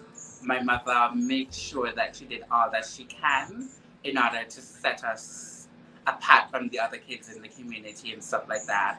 So when I'm in those kind of dark space, the only person that can really motivate me to come out of that is looking back at the sacrifice my mother makes and who she is as a person and how she, embraced the family and she brought her whole family, like her sisters and brothers, from Guyana to Antigua to start their life and then they eventually, brought their kids to Antigua and stuff like that. So my mother is a pioneer in the family.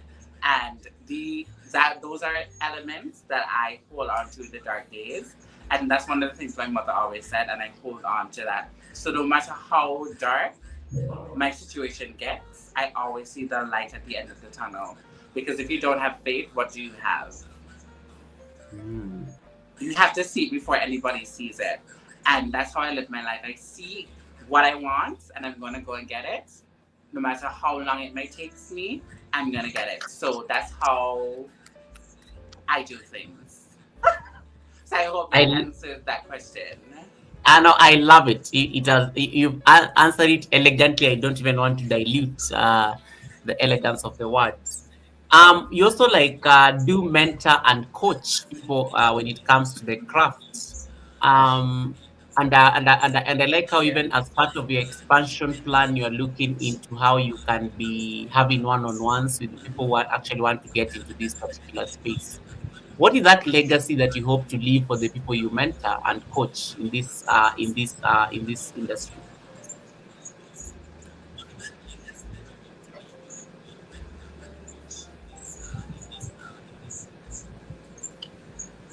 I want my legacy to be of somebody who had a vision, who, no matter what obstacle comes in their way, they overcome it with hard work and determination.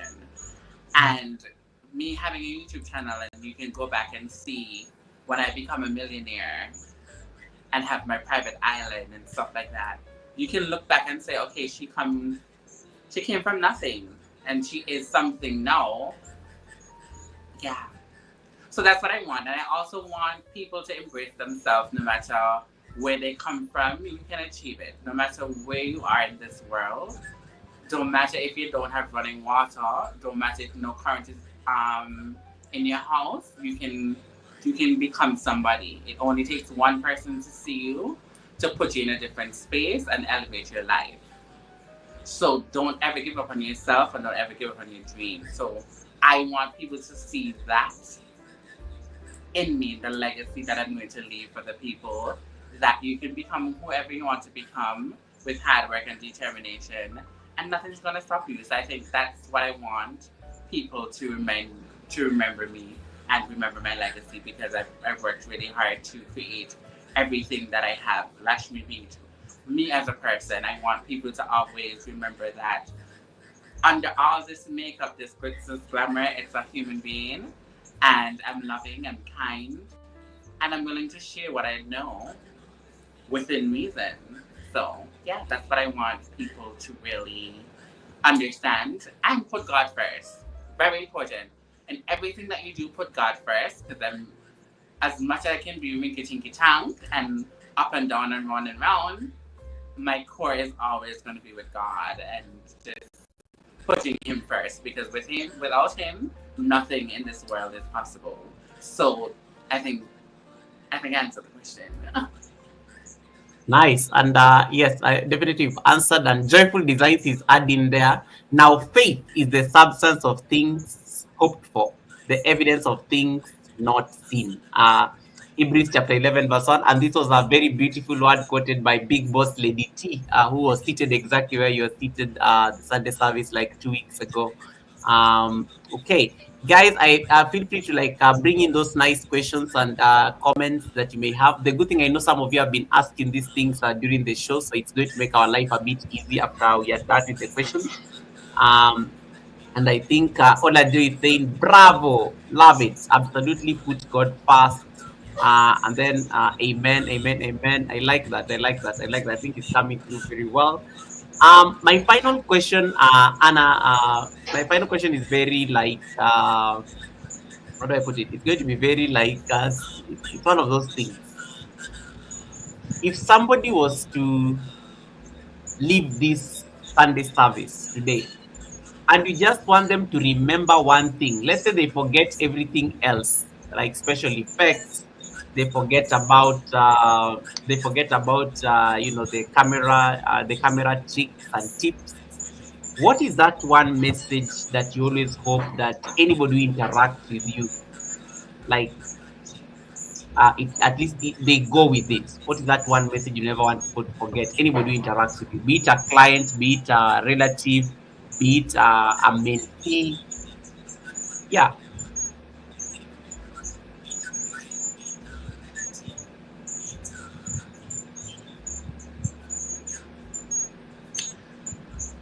I will say this, and I sound like a broken record right now, but I will still say it. I want you to take away that anything is possible. Anything in life is possible. Just you have to just apply yourself. You have to be humble, be grateful for the life that you do have, and just live life. Life is worth living, and I will hope that somebody takes away that anything is possible. I just anything is possible. Simple, sweet, and to the point. Anything is possible with hard work and determination. Anything is possible, and I mean anything. So I would love them to take away something like that, and they can apply it to any part of their life. You know. Right. Guys, if you don't have Anabu, the channel is up there. Johnny's World TV, click on the pinned link. It will take you to her live stream. We're also multi-streaming on the other side. Then you'll get to at least be part of that channel. Anabu, there is one bonus question that I forgot to ask, and that was your social media strategy, because you mentioned that you have TikTok, you mentioned that you have Instagram. And like, how do you balance between across platforms, especially when it comes to like these other social media platforms, just to promote your content and your craft?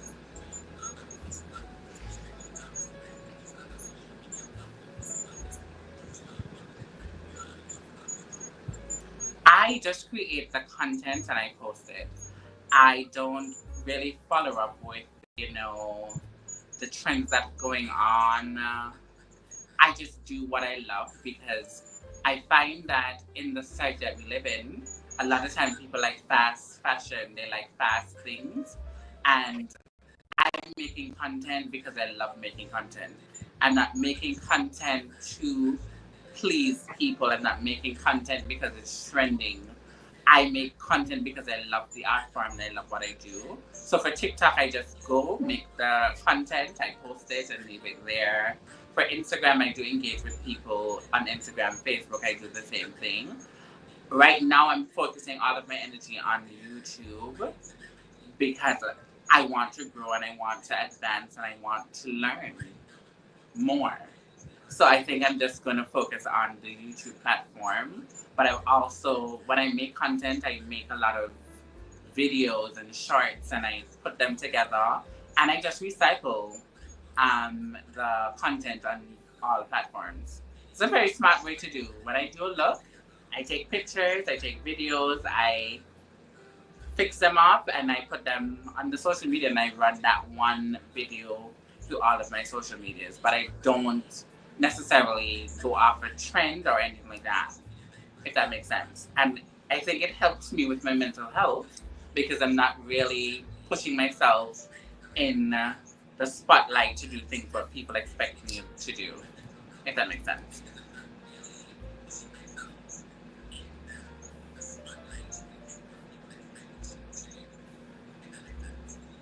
Sorry, guys, a great story is good until another one is told. I don't take it for granted. We have had an amazing conversation here, a lot of insights coming through from Anabu. Anabu, in the usual trend, at least do your big speech, because I don't see any question that is standing out on the chat. I'm going to make you answer some rapid, quick fire questions. Don't overthink it. Just one answer, and then you move on. They're only five. And they're related to your content. And then Okay. we let you do your sign, your outro, and maybe say anything maybe Okay. that may be left, that maybe you wanted people to wanted people just to know, and then we'll be able to release you. So number one.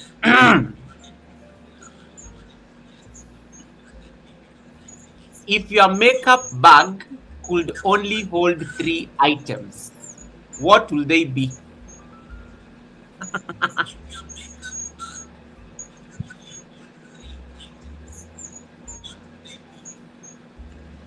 Lashes, a lip gloss, and something to do my brows. Okay. Which is more stressful? A bride running late or a camera battery dying in the middle of a photo or video shoot?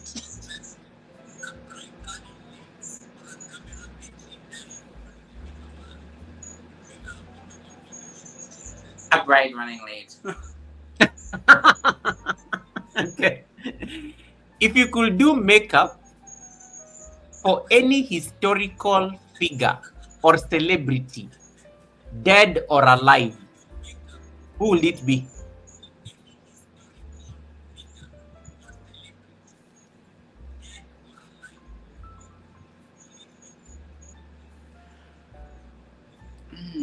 That's an interesting one. American celebrity Jennifer Hudson, Antiguan celebrity Claudette Peters. Ooh, two. She picked two. Wow. Okay, good. Second last one. You have lived in Antigua and Toronto. Which place has the best selfie lighting?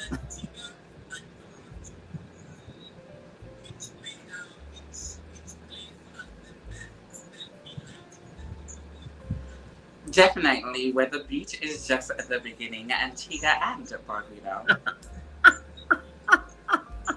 Okay. Last question. What is the one beauty trend you secretly wish would come back today?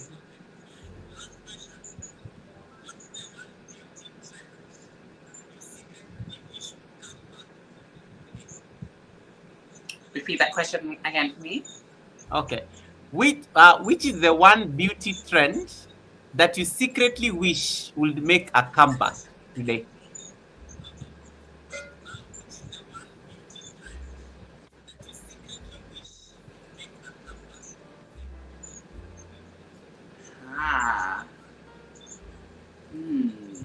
That's an interesting question. I think 90s makeup. 90s makeup. Okay, tell us more. Just give us more context. Why is it? Some people here, some people are not even born here in the 90s on this chat. But talk to us more about this. Why is it important? I think back in those days it was, yeah, in 90s makeup it was very much minimal, but then it also had a pop of personalities. Girls were using lip liners, black lip liners with a lip gloss, a very one color eyeshadow vibe, The brows used to be very, very thin. Yeah, it was a vibe.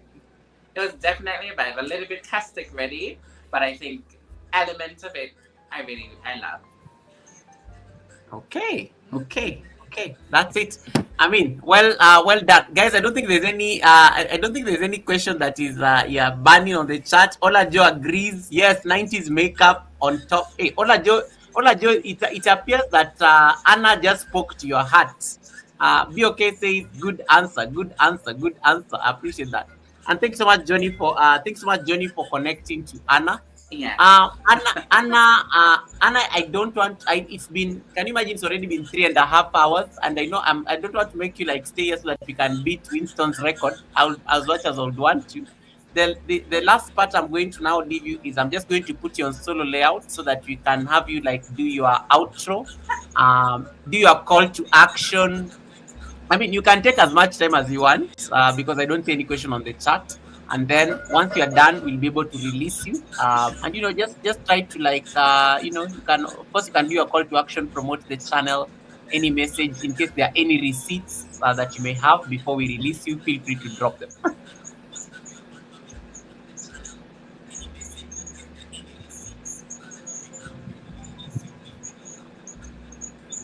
Okay. I want to take this opportunity to thank you, Golda, for inviting me to the Sunday service. I want to thank each and everyone for being a part of the Sunday service. I think this is a movement that is benefiting a lot of creators, small creators, big creators. Having a platform where you can come and express your passion and express your journey and let people tap into the person and not necessarily the brand. We don't have a lot of people who do those type of stuff. So from the bottom of my heart, thank you so much for inviting me to this wonderful platform. And I hope and trust that the people that are coming after me will learn something, and the people that have been before me, you can go back and, because I think you have 100 and something people who have been at the Sunday service. So there's a lot of knowledge to learn. There's a lot of things that you can pick up from these avenues like this. So I want to say thank you so much for having me. To my fans, to my friends, to my supporters, for the people who shows up for me, for my moderators, to be okay, Ola Joe, all of you guys, thank you so much for always supporting, always showing me love in my comment section. What I do is very hard. I put a lot of money, effort into it, so I'm really appreciative when you guys show up and comment and share my posts and stuff like that. It means so much to me. What can you expect from Lashmi Beat, Anastasia? You can expect greatness. We're going into the Halloween season, and I don't want you guys to think of makeup, especially special effects makeup, as something being demonic or whatever the case may be. A lot of times people tend to take it to that level, but we're just having fun and we're just recreating certain things, you know? And as simple as you see special effects is, special effects has helped so much people, you know, in real life to recreate a crime scene, stuff like that, to gather personal information and stuff like that. So there's a lot of elements to makeup and special effects makeup, so I don't want you to just be so closed-minded to blood and stuff like that. It's just another expression, basically. So I want you to like, and I hope and pray that I've done enough to give you the opportunity to come to my channel and give it a try. Like, look at it, look at how I create stuff, and you know, don't stay outside and judge and assume. Come on in. I welcome you with open arms. And yeah, the sky's the limit. I don't know exactly. I know a lot of things, but I'm not gonna say. I'm just gonna keep it unlocked. But yeah, that's all I want to basically say. I'm so sorry for the technical difficulties with the internet and stuff like that. It's beyond my control. I'm only a one-woman band. I don't have a productive, well, not a team of people working with me. I'm just me one. So I'm really honored, and I hope and trust that you guys learned something. You guys learned about me, Lashmi Beat, and is excited to see what I have in store for you guys. So thank you, and thank you so much for the love and support. I really, really, really appreciate it. This is going to go down in the history books because I don't do a lot of interviews, which I need to start doing. But thank you so much for opening your platform and giving me the chance to unwind, have a drink, have good conversation, and I hope and trust that I touch somebody out there. Wow. Guys, I did not. It was such an honor having you, Anabu. And as I said, it's always amazing to understand something that we totally don't interact with, because it means that knowledge has been assimilated. And for me, I think you taught me something that I've never even like known. I've never known the intrigues behind makeup. I've never, it's something that I don't even wake up thinking about. I never even have an interest. But just seeing, especially for me, the special effects, it's the special effect thing for me. I'm so fascinated now that I have a fine appreciation of what I see in movies. And salute to all of you great artists who are actually bringing that into life for us to appreciate it from the other side of the screen.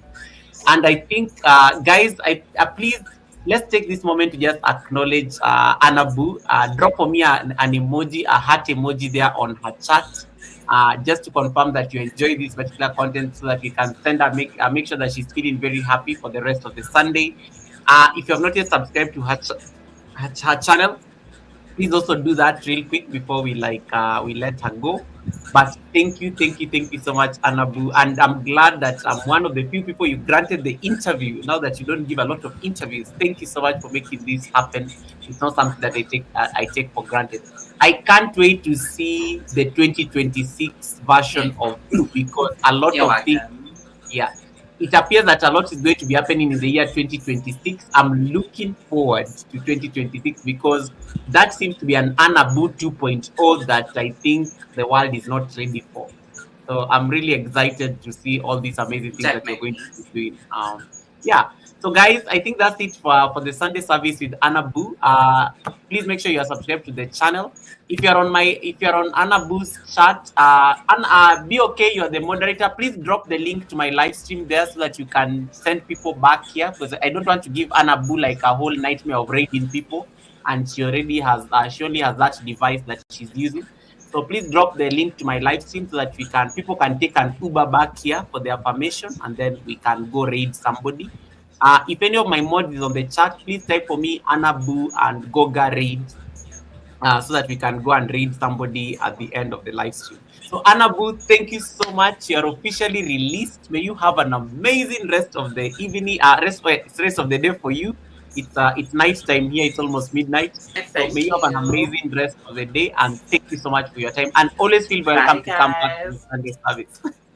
Wait. Let me put you on solo out to say the bye and the kisses. Okay, over to you. Okay. She said bye, guys. All right.